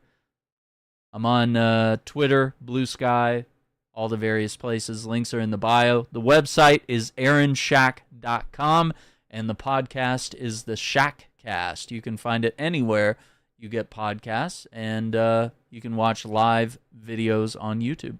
So it looks like this guy is kind of one of the leaders of the criminal underworld. He's got a super yacht. And then obviously, the dude, like, this just looks like a scene from Heat right here. Yeah, because he comes out with AR-15. And we got Lucia and Jason in the background. They both have bags. They got armor. They pulled down the bandanas covering their faces. Life is full of surprises, my friend. I think we'd all be wise to remember that. May 26th release date. No, I think is a tribute to Ray Liotta. I don't know. That might be a stretch. I know they loved working with him, and he loved being a part of Vice City, but I don't know. That might be kind of a reach.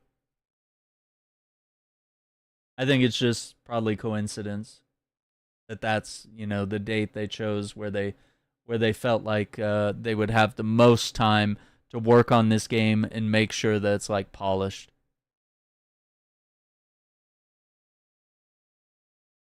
So yeah. All right, looks like we're seeing, and vehicle interiors are looking very detailed and potentially customizable, as we saw later on in GTA 5 via the online.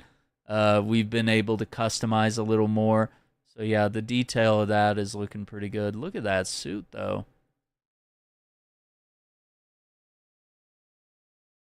This guy looks clean. A professional adapts. Raul's recklessness raises the stakes with every score. Sooner or later, his crew will have to double down or pull their chips from the table. Okay, so this looks like someone like high up in the criminal underworld that Jason and Lucia are going to end up like working for at some point. That's really cool. Now, Ambrosia. We're getting further and further out into Leonida. Keeping Leonida sweet. The battle for health and wealth of Leonida begins here. In the heart of Leonida, American industry and old-school values reign supreme, whatever the cost. The Allied Crystal Sugar Refinery provides the jobs, while local biker gang provides almost everything else. So yeah, we're seeing final chapter, Ambrosia. Interesting. So you got the biker gang, got a gas station, car wash, vote for Henshaw, sheriff's office up ahead. Yeah, I mean, just look at the detail. We got leaves in the gutters. We got, even political signs stuck in the grass there, which leads me to believe we're probably going to do missions for somebody running for office, and we might have to, like, sabotage their opponent.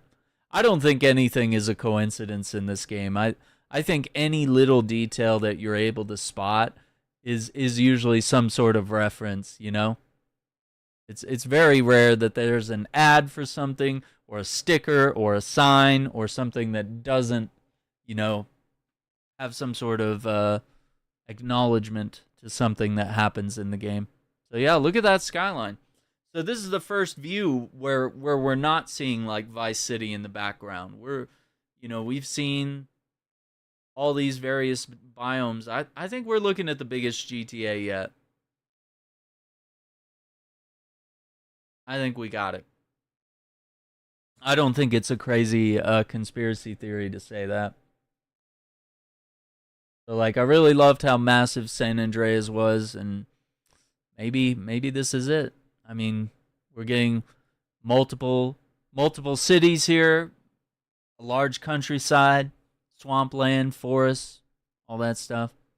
A lot of detail to the characters too. Even the ones that are just like side characters or just random people in the open world. Okay, so burning and sabotaging crops. Crop duster flying overhead. Oh my god, the car wash. Listen, we might have to spend a little bit of time in the car wash because it's really important to make sure that your car is just really clean. And you want to make sure these two big headlights on the front of your car, you always want to make sure that those are polished so that at night you'll be able to see a little better. And you really want to make sure that you get those two just massive windshield wipers. You want to make sure that those are clean, because whenever it rains, you want to be able to get the rain off your windshield. And, you just want to make sure that you get this massive tail lights. Yeah, you want to make sure that those are clean as well so that people can see when you're braking and your turn signals illuminating. But look at this. Look at the detail. We're even seeing, like, the screen in the car, like, show. I mean, that's so much detail that we just haven't had in GTA before. Pretty cool. Yeah, American flags everywhere. Very true. Even wearing the American flags on the bikinis. Makes sense.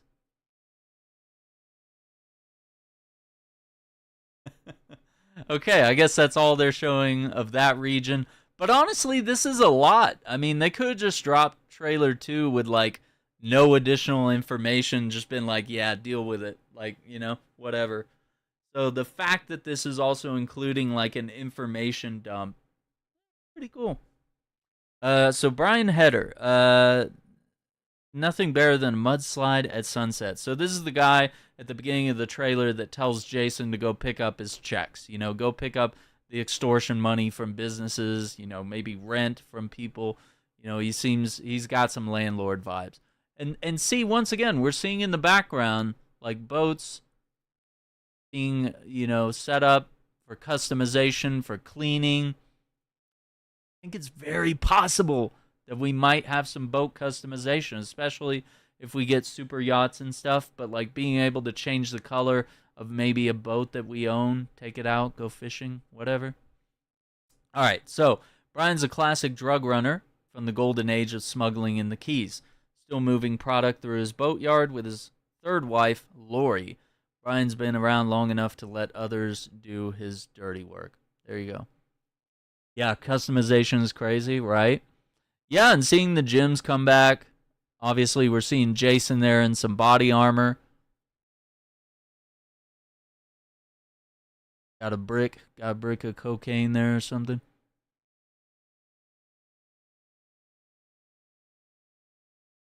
I hold so much grass in that plane, I could make the state of Leonida levitate. That's crazy. That's crazy. Kenny Brewster. I got a big truck with your face on it. I think this might be a reference to I just blanked on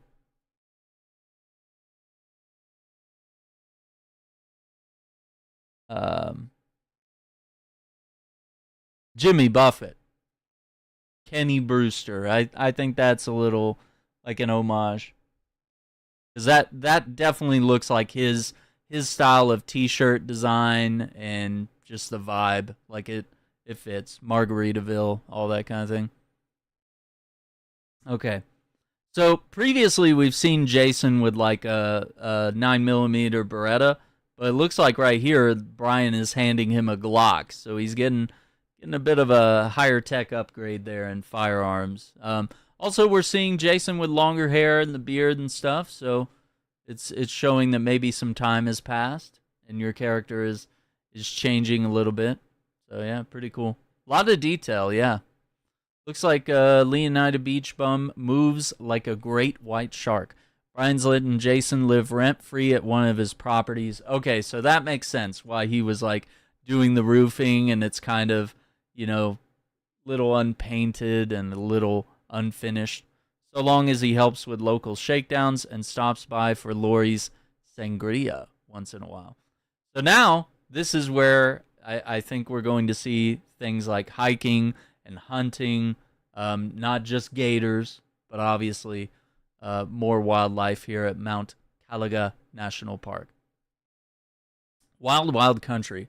Room to breathe on the state's northern fringes. A national landmark up against the state's northern border, Mount Caliga offers prime hunting, fishing, and off-road trails.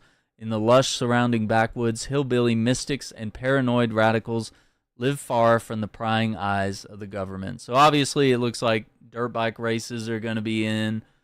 Going mudding wouldn't be unusual. This looks like Weasel News right here. Looks like they got a chopper and a cameraman aiming out the door.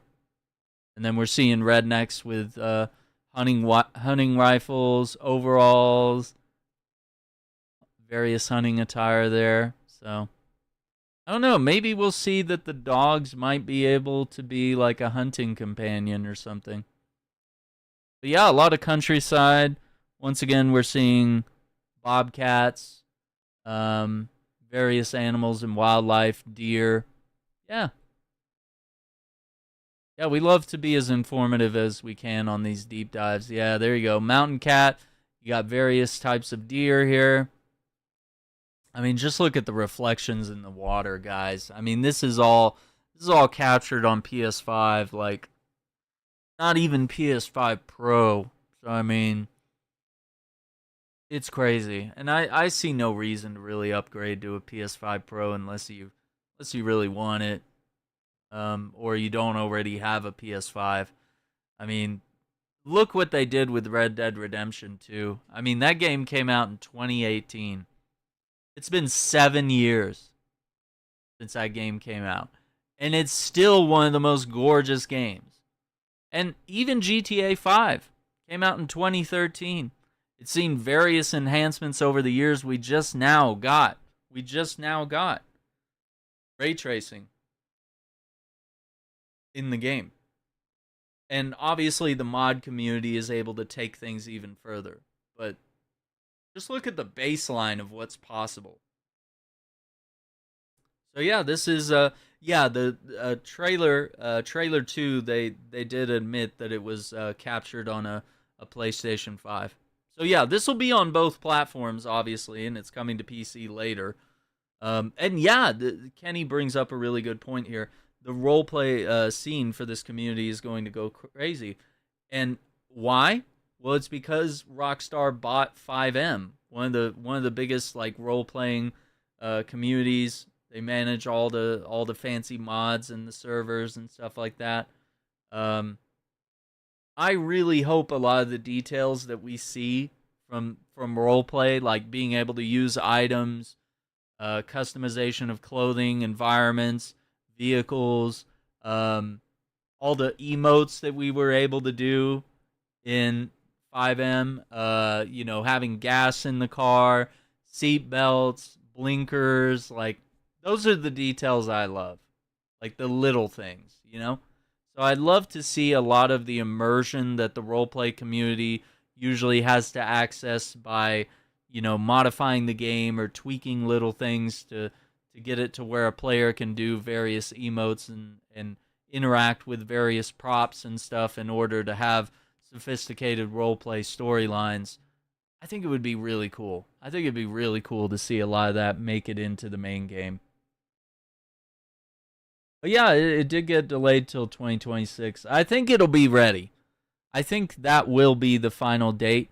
It wouldn't be surprising to see it get delayed till the fall, but I think they're setting the expectation that it's going to be next year for sure. So I don't think it's going to get put off another year.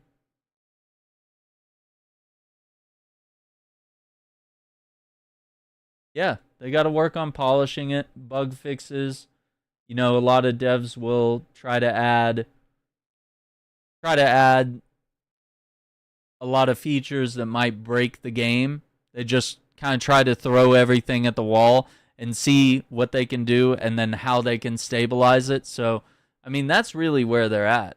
And, one thing I know about Rockstar games, from LA Noire to GTA to Red Dead Redemption, they have always had a history of crunch at their studios. And crunch is very unhealthy. It's working a large amount of hours. It's not going home, seeing your wife, your kids, your family, whatever it may be, right? Like, it's working long hours, long, hard, grueling hours every day, like no days off, like just weeks of just work. And imagine doing that for a year. Like, just going beyond the bounds of the job to make sure that you put out the best game possible. It's much better to say delay the game a year and be like, hey, let's have a healthy workplace. That way we can still get stuff done, but, our mental health doesn't get wrecked. We don't have employees quitting left and right, stuff like that. The delay is worth it. Those of you that are impatient have apparently never seen, imperfect game launches where games launch broken and bugged and poorly optimized or lacking features, which is pretty much every game nowadays, right? So, Rockstar isn't beholden to any sort of, Summer Game Fest, E3, Game Awards. They don't feel pressure from that. They drop trailers whenever the hell they want. And they take their time to refine their games so that they launch really well and pristine. So yeah, just let them cook.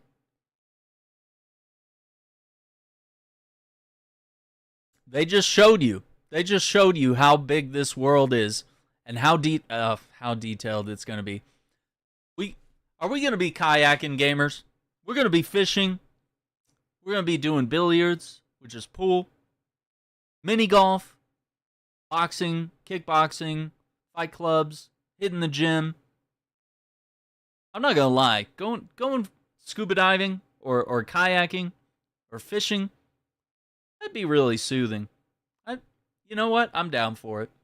Because my favorite thing in Red Dead was just roaming the world. I'd just hop on my horse and be like, let's just go hunt in this area for like 4 hours, Let's go discover all the bugs that are in the game. Insects, not bugs, but insects, right?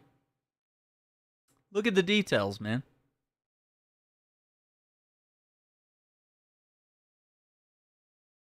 A lot of activities.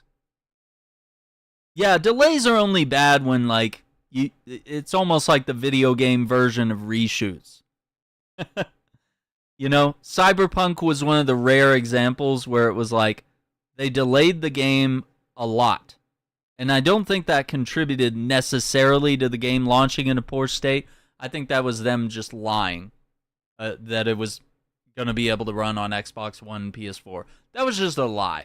Just an outright lie. They should have cut current gen consoles out, and they would have been fine. And yeah, No Man's Sky took a lot of time to be developed, and it delivered. And Cyberpunk eventually, over the past 5 years, 4 actually, when they dropped their last expansion, over the past 4 years, they cleaned up their mess and they finally delivered it. Are you going to be able to walk into every building? Not every building. That's not plausible. For as big as this open world is, you're going to be able to go to a lot of locations, as every GTA game is sort of expanded on all the interior locations that you have. Look at GTA 5. There's so many different apartments that you can own, nightclubs, bars, the CEO tower.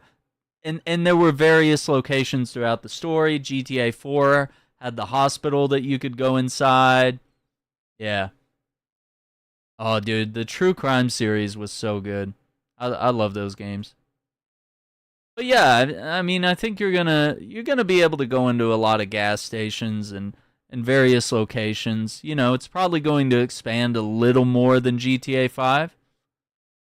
But you have to understand, if you want to be able to go into every single room, in every single building, in every single skyscraper, every bit of that takes up space and resources that impact the performance of the game. So, do you want the game to run well? Or do you want to be able to go into empty buildings and look at coffee cups on desks? Like, you know what I mean? Like, there's got to be a little bit of trade-offs, right?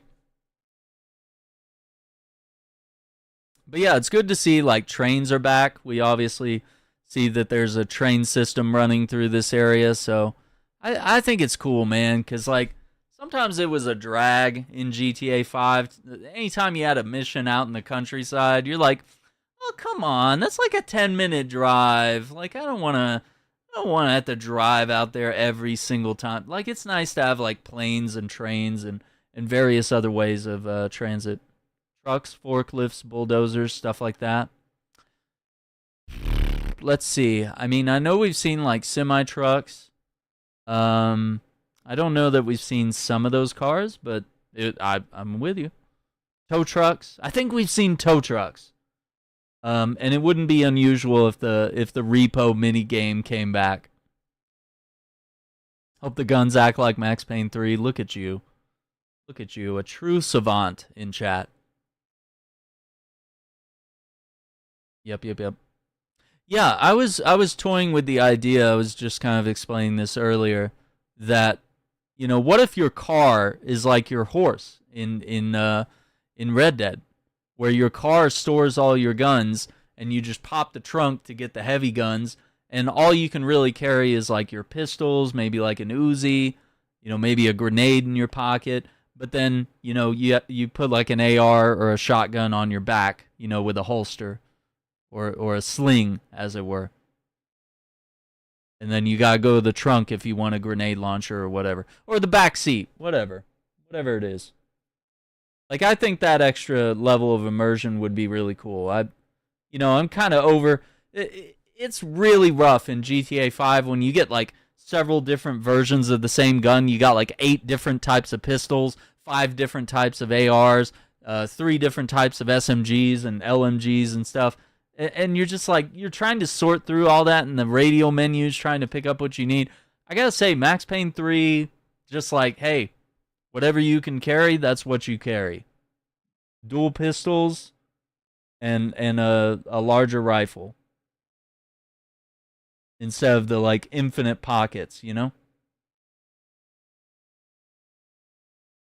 Yeah, we got tow trucks in GTA 5, obviously, but, you know, not everything's guaranteed to make it up to the next game, but I think that one is a certainty for sure.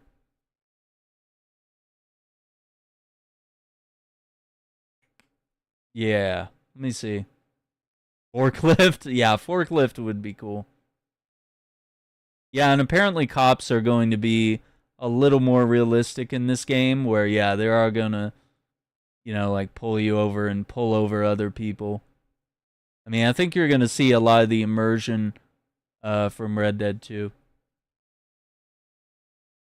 Ambulance minigame. I love those. Yeah, I love, like, the taxi driver minigames and the ambulance and stuff like that. Sorry, let me... trying to, like... I really hate TikTok on mobile. You can only see, like, 3 comments.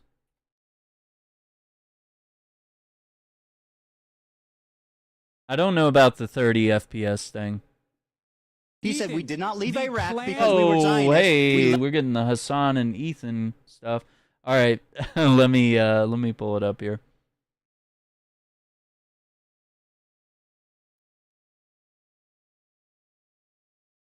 Not the drama. All right. Yeah, I was just commenting on the sunglasses, like hanging them from the t-shirt collar and sometimes wearing them. Like, I kind of wonder how all that's going to work. Kind of like how you're able to take your hat on and off when you're on your horse or you're walking around or whatever.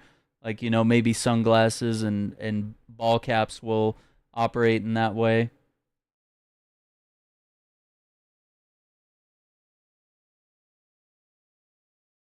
Bounty hunter system. That really wouldn't be unusual for Florida. Yeah. Burger shot and Cluck and Bell. I was just talking about that earlier. Yeah. I'm all for it. So once again, here's the idea of the trunks. We've seen it in trailers and stuff. You know, we're seeing the gas tank, the basketball, and various guns. So, May 26th. So that's all the details that the website offers, which I think is really good. I think that was super cool. Let's look at, let me see here. I'm just going to double check. Yeah, I think we've seen all the screenshots that I have.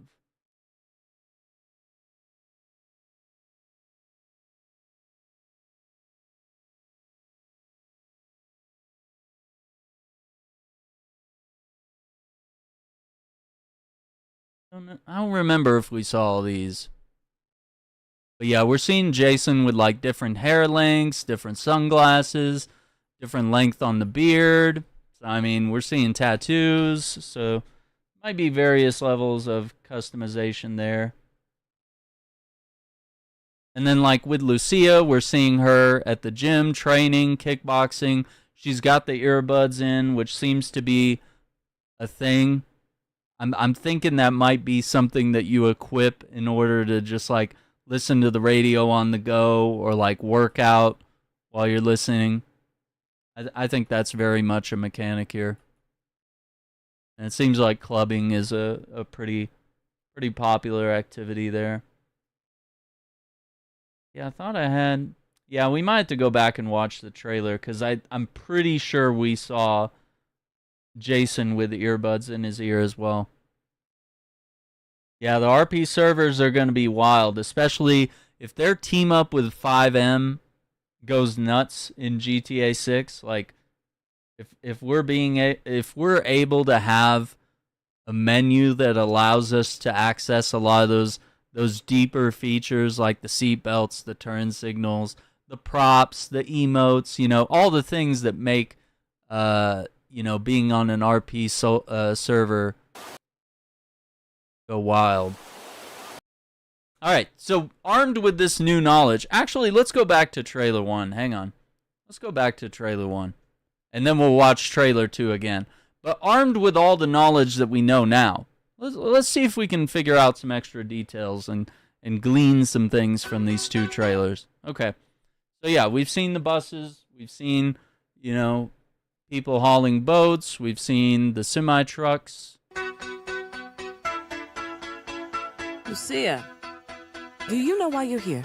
Bad So luck. she's getting out of prison, going on parole. She obviously did something in Liberty City for her family, allegedly, and committed some sort of crime. I guess. So yeah, we got the boats, got the beaches.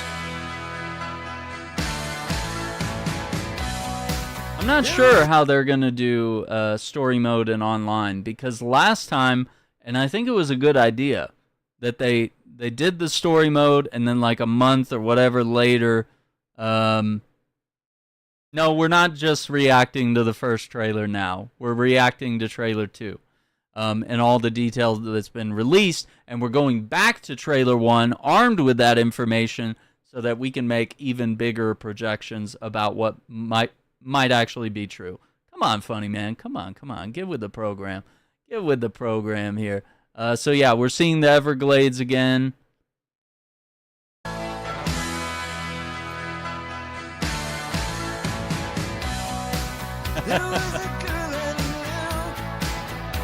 A lot of detail.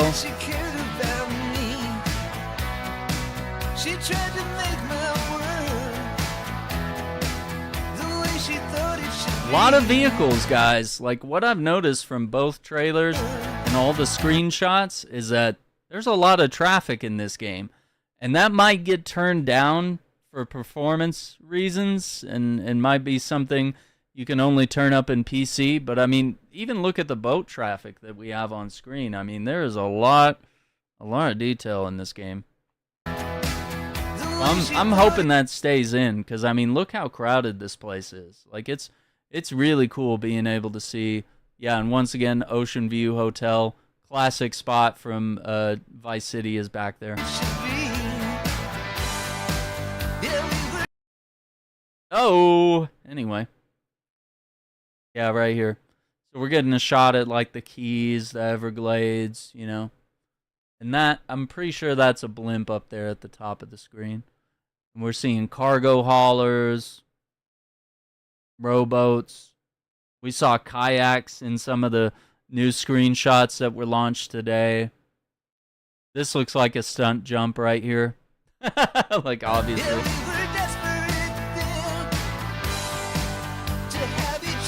All the landmarks, social media, references to Florida Man. Now, what I think here is that these are some of the scenes. I think that's Jason. That looks like him.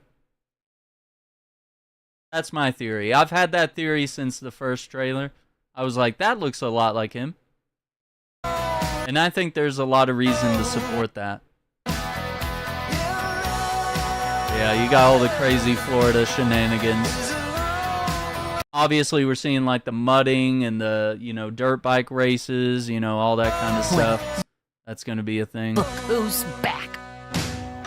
The only way we're gonna get through this is by sticking together, being a team.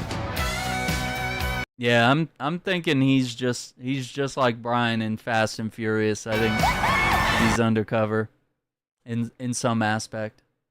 Plus, I love the muscle cars, man. GTA always has like really good muscle cars. And that looks like the Sabre. I think the Sabre's back. Trust? Trust. And so that once again looks like the motel that we see in the second trailer where they're kind of laying low after some of their crimes. So, Trust? yeah, because you got those wood-paneled walls, man. That is definitely countryside motels.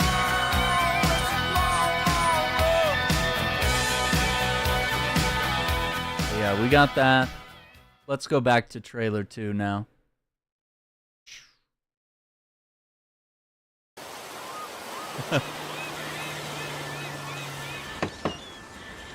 What you doing up there? What is happening? I'm just fixing some leaks. Alright, I had to close the picture-in-picture here.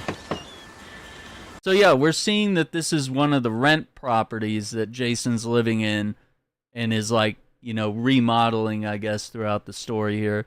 And we got the Camino, El Camino looking car. Got your caddy over here. And then once again, we see like a little iguana. So the wildlife is there for sure. What you doing up there? I'm just fixing some leaks. And that's Seriously, Brian. Dude, you got some time on your hands. I got some properties with paying tenants. Oh, that's why you came by? Just go. So see, I'm thinking that sunburns and suntans are a thing here. Yeah, they didn't have GTA 5 on or GTA 6 on the categories for TikTok, so I had to list that we're playing GTA 5. But I figured that would get the community over here so that we could take a look at some of the GTA footage we're seeing today. So, as I've seen here, look at this. Notice he's a little more white in this. And then I think it was it a screenshot we were looking at? No, I don't think it was a screenshot. I think it's later in the video. We're going to see him look a lot more tan, but we're already starting to see like a little bit of a sunburn up through here. I'm thinking, listen, the tanning might be confirmed, okay? We might have tanning and sunburns. Because especially look right there, it's a little more red. It's not just shadows. Like that looks a little more red. Just go get me my check. Because even Arthur had that. Even Arthur had like certain, dirt and like sunburn to the face that would happen. See you, Brian. Love you, Jason.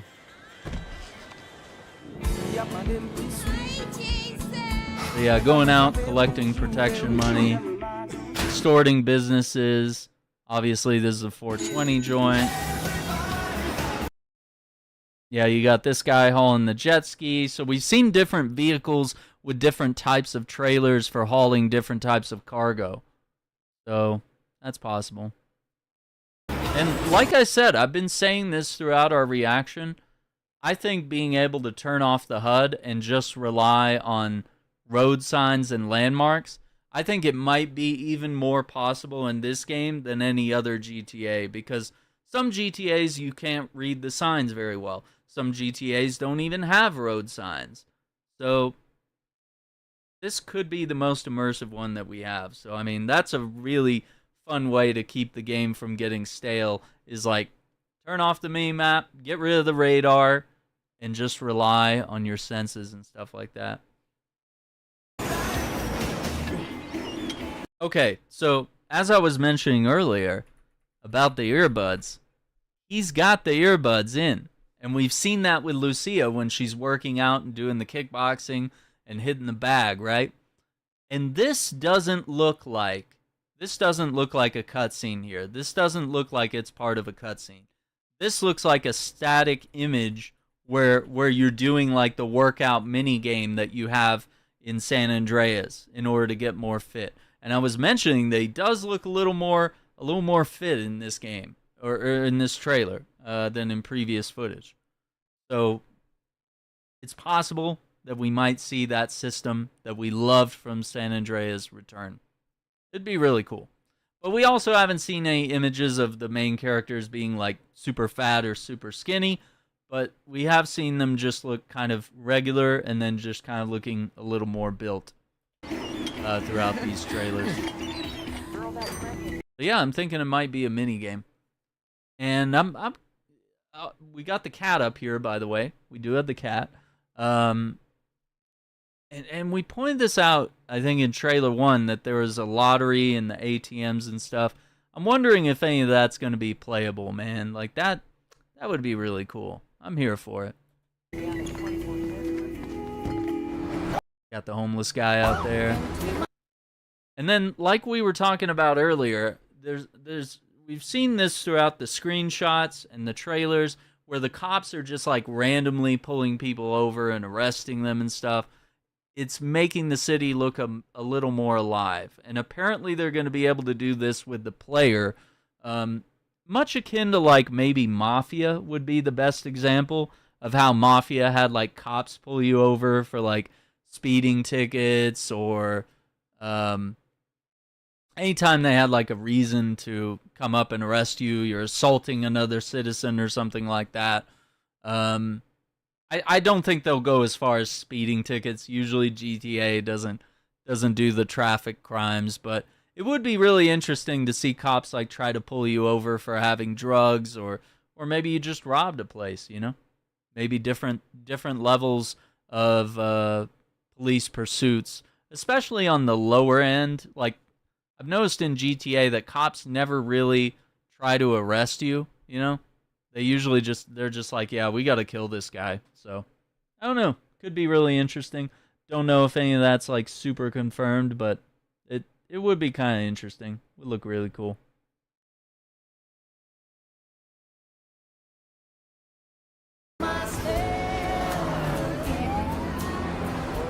I'm here for Lucia Caminos. She's supposed to be getting out. What's your name?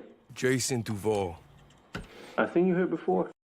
Now, I mentioned this at the beginning of the video when I was first reacting this. The guard here says, I seen you here before. Now, it could be Jason's done time, but that hasn't been mentioned. It's been mentioned that he was previously in the Army. Could be he was in the Army, then, you know, somehow transitioned into a job like working for the cops or the feds. Maybe he's undercover.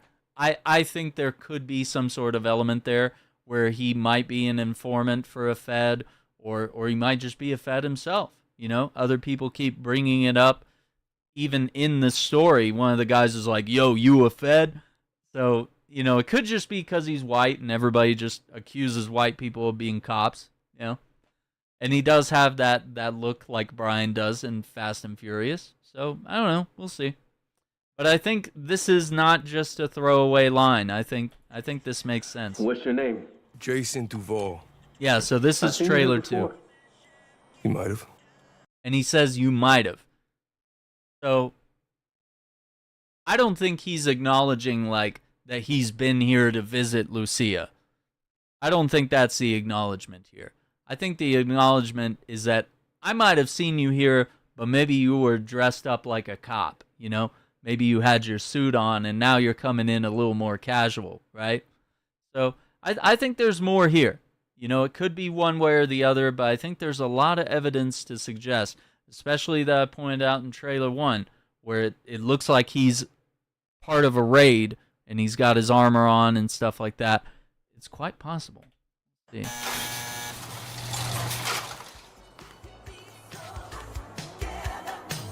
Hey. Hey. He's got a Leonida Marine Center shirt. Interesting.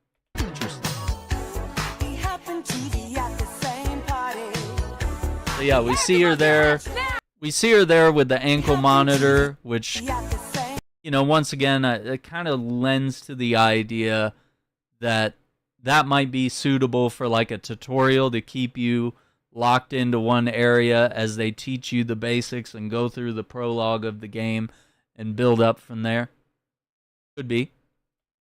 And then maybe she cuts that and robs a bank or something.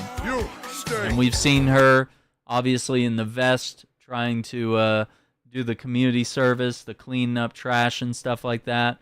Heads above your head. Then obviously we got the MP5s, we got the bank robbery. The new beginnings. You break the news, isn't it? There you go. Trust me, this place is And just drugs. And then obviously right here, that's showing her picking up the trash. And then this is the property that he's fixing up because you can see the drywall. Everything's like unfinished here. He was doing the roofing at the beginning of the trailer. the only thing that matters is who you know and what you got. Got the boats, Gonna do the this. cruise You're ship. doing it right. Yachts, I mean. Yo, D, Maybe this full cruise ship. effect. See, look, he brings up, is this dude a Fed? Yo, D, this full effect. And they got you. And then here, it looks like Lucia has been caught, and she's either, I mean, I don't know if we can really tell. Let me see here. Yeah, there's no ankle monitor there. So she probably caught it. Caught it. And they got your name, address, they got everything. So on the run. And so my theory Effect. And they got your name, address. always they got goes back too far. But everything. I'm thinking that this cop here on the left is manipulating Jason. He's either undercover and working for him, or he's working as like an informant. Us cops, we gotta protect each other. And I think that's Jason right there. That's my theory. So we've seen two scenes where it looks like Jason from behind. Maybe. We'll see.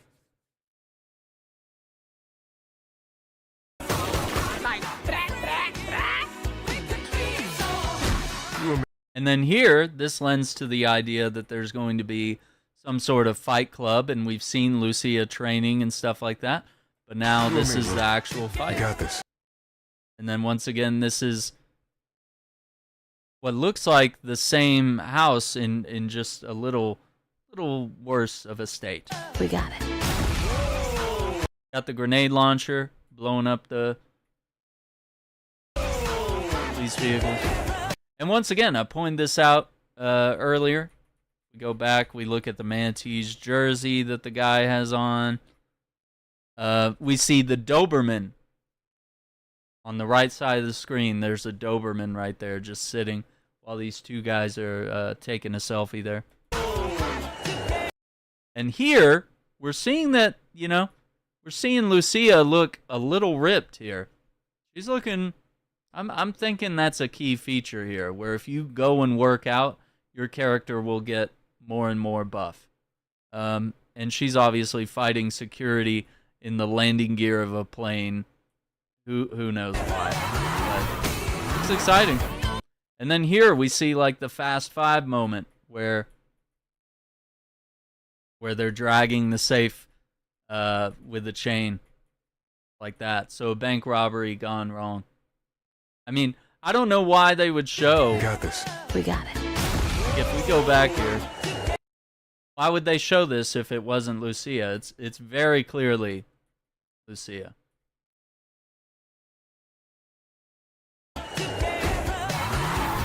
I don't know. We'll see. We'll find out. Say Vice City, baby. Vice City, baby. You got the nightlife. You got the car meetups. Of course, we got Phil from Vice City, who ran all the ammunitions. He was a veteran. Crazy dude there. Yo, what's up, Casey? How you doing? Pre-order soon? You know, not yet. Not yet. We're not there yet. Maybe they'll announce that later this year, or maybe sometime next year, closer to launch, because we got to figure out like the price of the game and You know, what is a collector's edition gonna have? You know, a map, a duffel bag, a hat. You know, what are they gonna throw in there? Today, we got more guns than I don't know. It's cool to see some of these characters return. I think it's cool. We're gonna see some returning characters from Vice City. And once again, there she is in the outfit after picking up trash, doing community service. Hey. And then once again, the helicopter with the missiles and the chain gun. Hey. Boom, right there. So out the side, there's a machine gun turret right there. And then this. See? This is why I say I think maybe sunburn and tanning is a mechanic, because they definitely are looking more tan here. And you can see sunburn on the head, around the arms, right about through here. And Lucia is even looking a little darker there. So it's not just lighting. I don't think it's just lighting. I think this might be potentially a mechanic here. Might be a subtle one, you know? And then we were talking about this earlier, the idea that we keep seeing a lot of characters jump from one car to another, about whether that could be a gameplay mechanic or if it's just more of a cinematic thing. It's just, hey, all these moments that we're seeing are just cinematic moments from missions, or is this going to be more like Just Cause, where you can all of a sudden just jump from one car to the other, or get on top of a plane and jump off, you know, do all the crazy stuff that Rico does. Yeah. Pretty cool. And once again, I'm pointing out, he's right here. Yeah, so diving to another car, right? We keep seeing it. We go back. This is the same hotel, so we're seeing that they go on the run and end up staying in this hotel room. Not gonna point that out, by the way, but somebody's caked up. It's looking good, yeah, and shooting the helicopter from the boat. You know, we got the dirt bikes rolling through Gellhorn. Once again, like pointing out the street signs, the level of detail that the city is going to have. Pretty cool. Hey, if you got friends, can you hook me up, please? And see, even this here, I've looked at several different parts of the trailer and screenshots. I think there is very much a possibility that we're going to have boat customization in the same way that we're going to have car customization. I think you're going to be able to have some sort of customization there, which I think would be really cool. And there you go. Overall, I think it's a good trailer. I think both trailers are really great. I mean, they're meant to just give you a little bit of insight on, you know, how the game is going to play, what sort of mechanics it might have, and then you just kind of have to assume from there. I don't think they need to give out more information. I think if they want to do one more thing between now and launch, between now and May 26th of next year, maybe one gameplay trailer of just a basic moment, not even like a big story moment, but just show someone walking around the open world and maybe they knock over a convenience store. Like nothing crazy, but just show that the game can run and that it looks good. You know, I think a couple of these moments might have been slices of gameplay, but for the most part, there you go. No, I think it very much is going to have a lot of the Red Dead mechanics. It looks like it has a lot of the same things. The eating, the hair growth, the beard growth, maybe a little bit of some of the sunburn stuff and tanning that I've noticed is in this game. I think that's very much going to be a mechanic. You know, just very small little details like that, and being able to talk to individual people and intimidate them in the same way that you lock on to somebody in Red Dead Redemption 2. Alright, gamers, don't forget to hit that like button, subscribe to the channel, ring the notification bell so you don't miss out on future videos. I think, let me message the guys. I think we were going to do a little bit of Revenge of the Sixth content tonight. We've been doing a lot of Star Wars content over the last few days on the channel. I'm just going to shoot them a message. But that is the plan potentially for later tonight. So in a couple hours, we'll probably be live with some Star Wars Squadrons. I think we're going to check that out. We did Battlefront 2 for the past 2 days, and we did a little bit of 40K Space Marine 2. We're only streaming that on YouTube because TikTok hates Warhammer 40K. It's too much blood. And my channel always gets pulled from the For You page for like a week. I got like shut down, so it impacts my channel, I guess. TikTok's got like weird rules on like what's allowed. It's really weird. But yeah, this whole trailer was captured on PS5, which, you know, looks really good. And it's also coming to Series X and S. I believe the PC version is slated to launch like a year after. But I don't know. We'll see. Maybe this delay gives them a little bit of time, but I still think the PC version will be delayed. And I think it made sense because especially for Red Dead, like the PC version had a lot of features, a lot of graphics tuning and stuff. You know, it'd be really cool. Yeah, for real. Let's shoot for 2028. No, I think it really is next year. I think it really is next year. It may get delayed to the fall, but I think realistically they're taking this last year to just tune everything and make sure everything works. Comes out on your birthday, that's perfect. That's a great way to celebrate, right? Have GTA as a gift. Nah, I don't think it's going to get, like, super delayed. I don't think you're going to be, like, 80 years old when you finally get to play it. It's not that big of a deal. You know?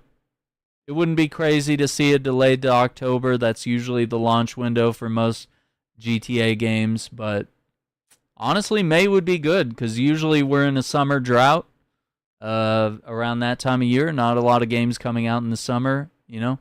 Usually they all come out in the spring, and then everything else in like the fall, especially November, gets really stacked.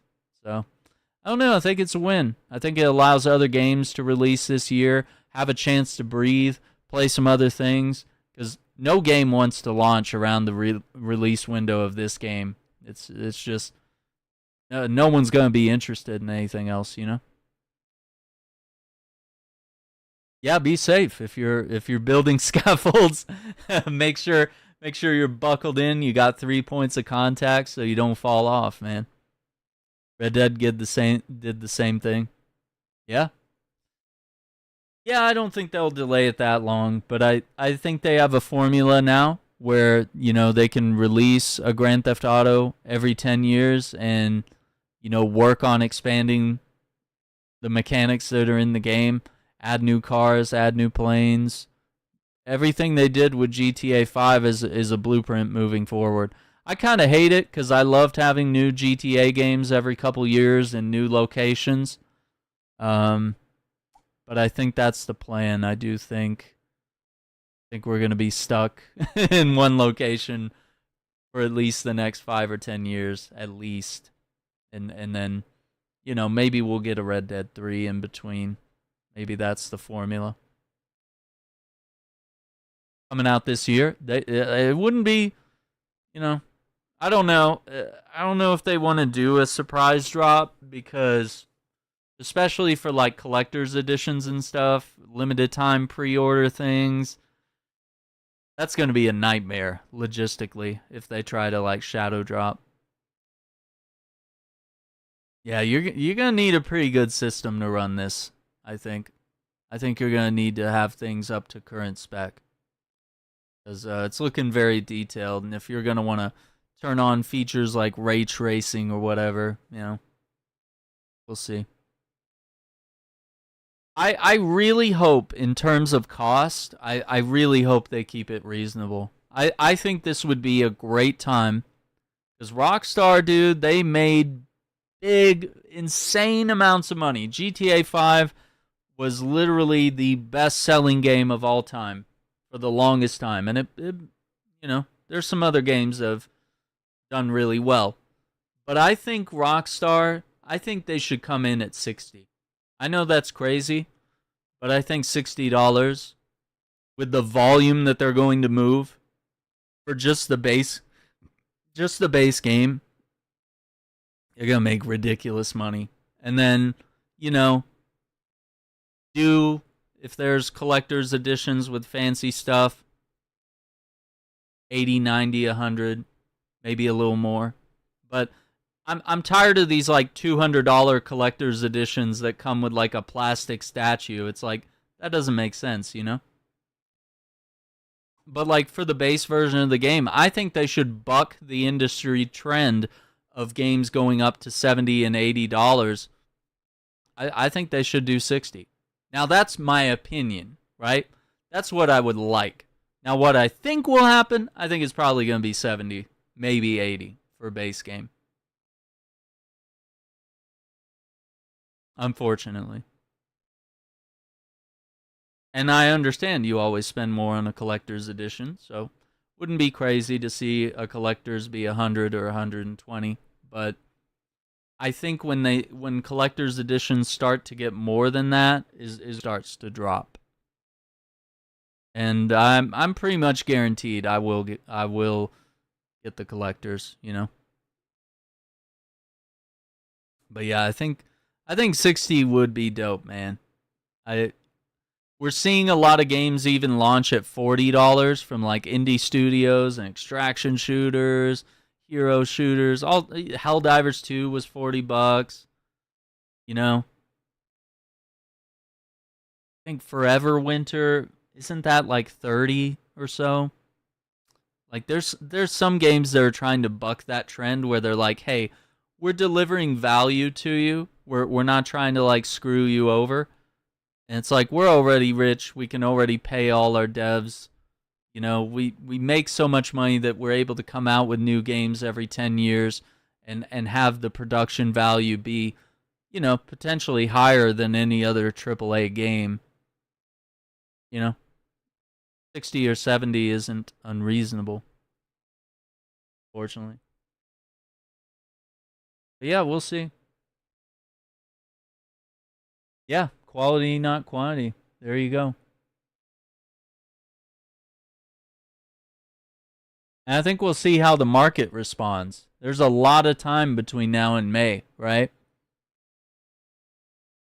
There's a lot of time between now and May.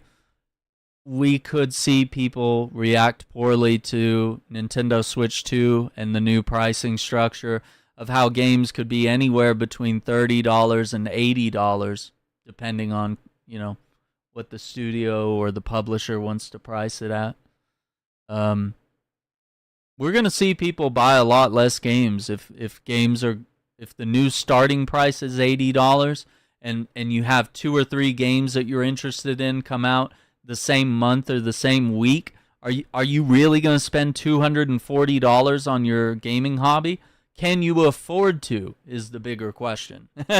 You might be like, hell yeah, I'm going to buy all these games. And you might not. I appreciate that share. Yeah, I wouldn't be surprised if they delayed till the fall, but I think for now, this is what it is. No, I don't think delays are for cutting content. Delays are typically when they're trying to add more stuff and not get into crunch. They're also trying to polish and balance out features in the game and make sure everything runs really well across a variety of platforms. So it's not easy, and they just didn't want to impact the mental and physical health of their employees, Rockstar has always had very bad crunch at their studios, especially leading up to launch. So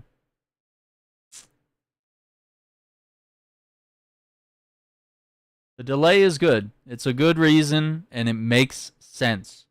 So yeah, hopefully it'll launch feature complete. Everything will look good. But listen, gamers, I got to grab some dinner. We're going to do a little dinner break, and then I think we're going to do some Star Wars Squadrons tonight. But make sure you're subscribed to the channel. Check out all the links in the bio. Head over to YouTube. Check out aaronshack.com for more about me.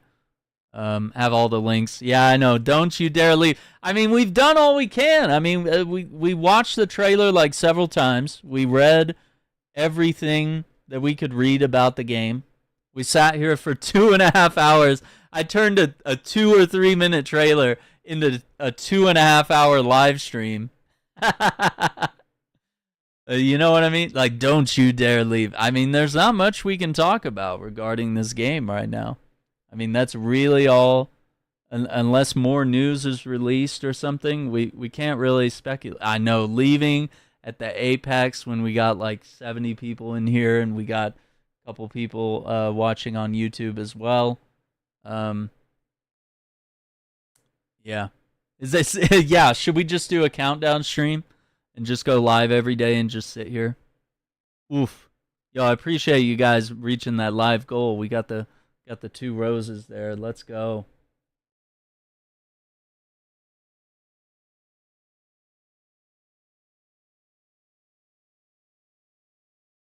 I don't know why it was only set for 1. I usually have it set for like 10. Ooh, I like the game controller. Anyway. Oh yeah, that's right. We are going to get a Mafia gameplay showcase this week on Thursday. Yeah, so we might have to do a react to that. So make sure and follow on that. Listen, if you just showed up, you just caught the end of the stream here, you can go watch the VOD on YouTube. It'll be up. We have a full 2.5 hour analysis of now. I mean, we did a dual analysis of both trailers. We went through everything, all the information that's available on their website, which they added a bunch of screenshots, a bunch of details. A lot of cool stuff, honestly.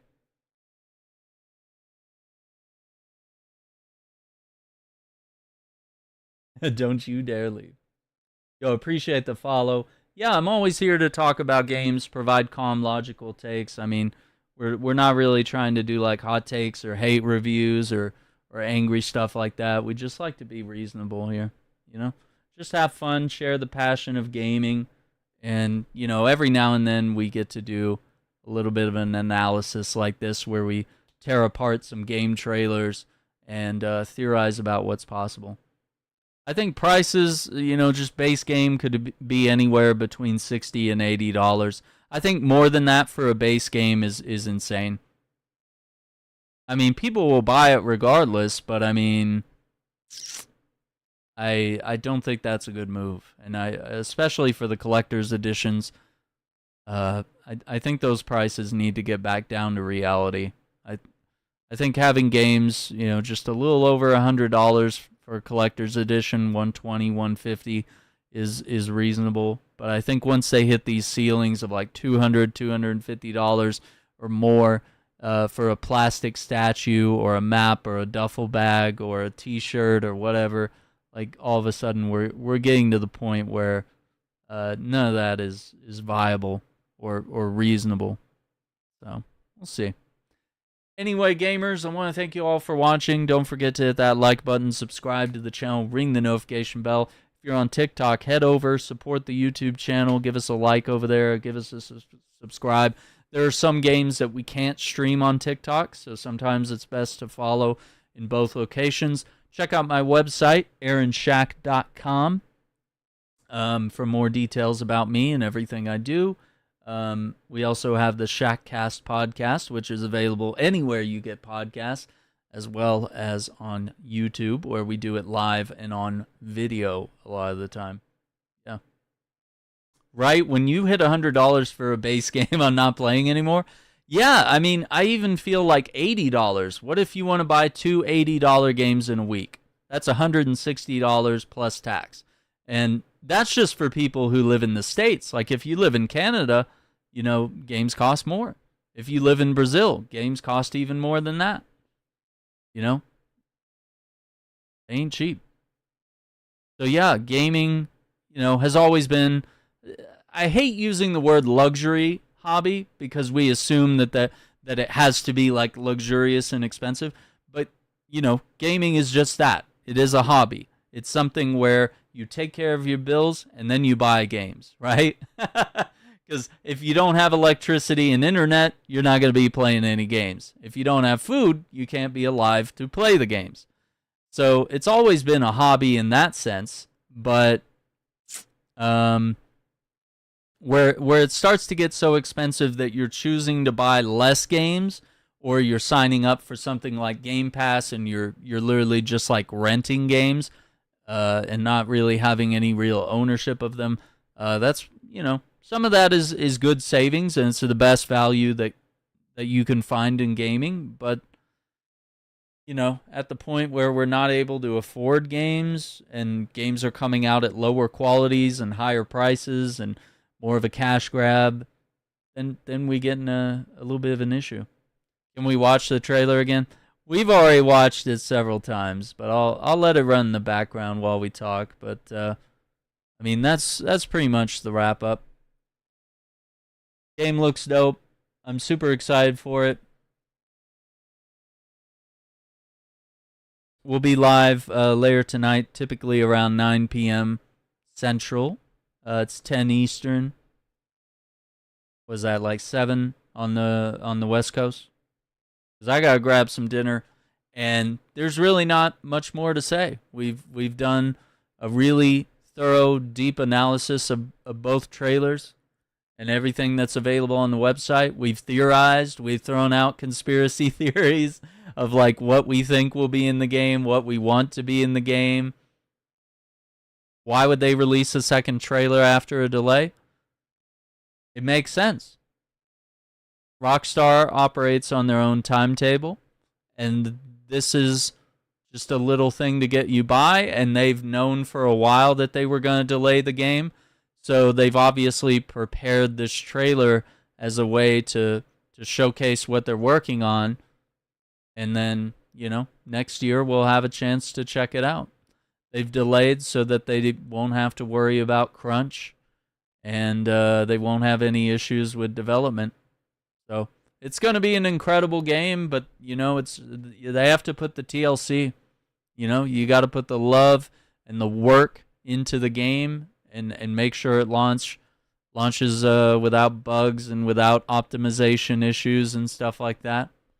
You know, you want it to be a really well-polished experience, and that's the way Rockstar operates. They do not operate under pressure the way other studios do.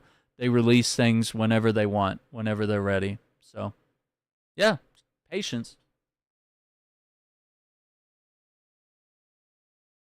It's like they say, you know, a bad game is bad forever, but, you know, if you wait for a good game to be fixed up and polished, there you go. Yeah, you shouldn't be mad. Shouldn't be mad about delays. It's a chance for the game to be better. And honestly, it looks great. It looks incredible. I'm excited. But, you know, I'm in no rush. I got dozens of games to play. You know, we're still working on wrapping up Indiana Jones and the Great Circle. I still want to finish Black Myth Wukong. I've still been doing like a replay of sorry, I just tapped on another video. No, what the hell? Just clicked on some random video. Yeah.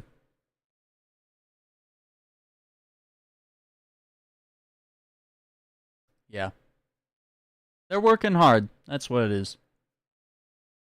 So, we're going to wrap it up from here, but make sure you follow the channel, subscribe, check out the YouTube, AaronShack.com.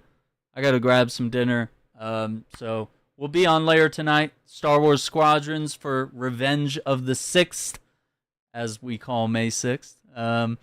And we'll go from there. We'll wrap up some Indiana Jones maybe later this week. Monster Hunter World on Friday. Saturday and Sunday, I've gotten into the Dune Awakening beta, so we're going to cover that on the channel as well. So make sure you're following on all the places. Links in the bio. So until then, take care, be safe, and we'll see you on the next one. Bye.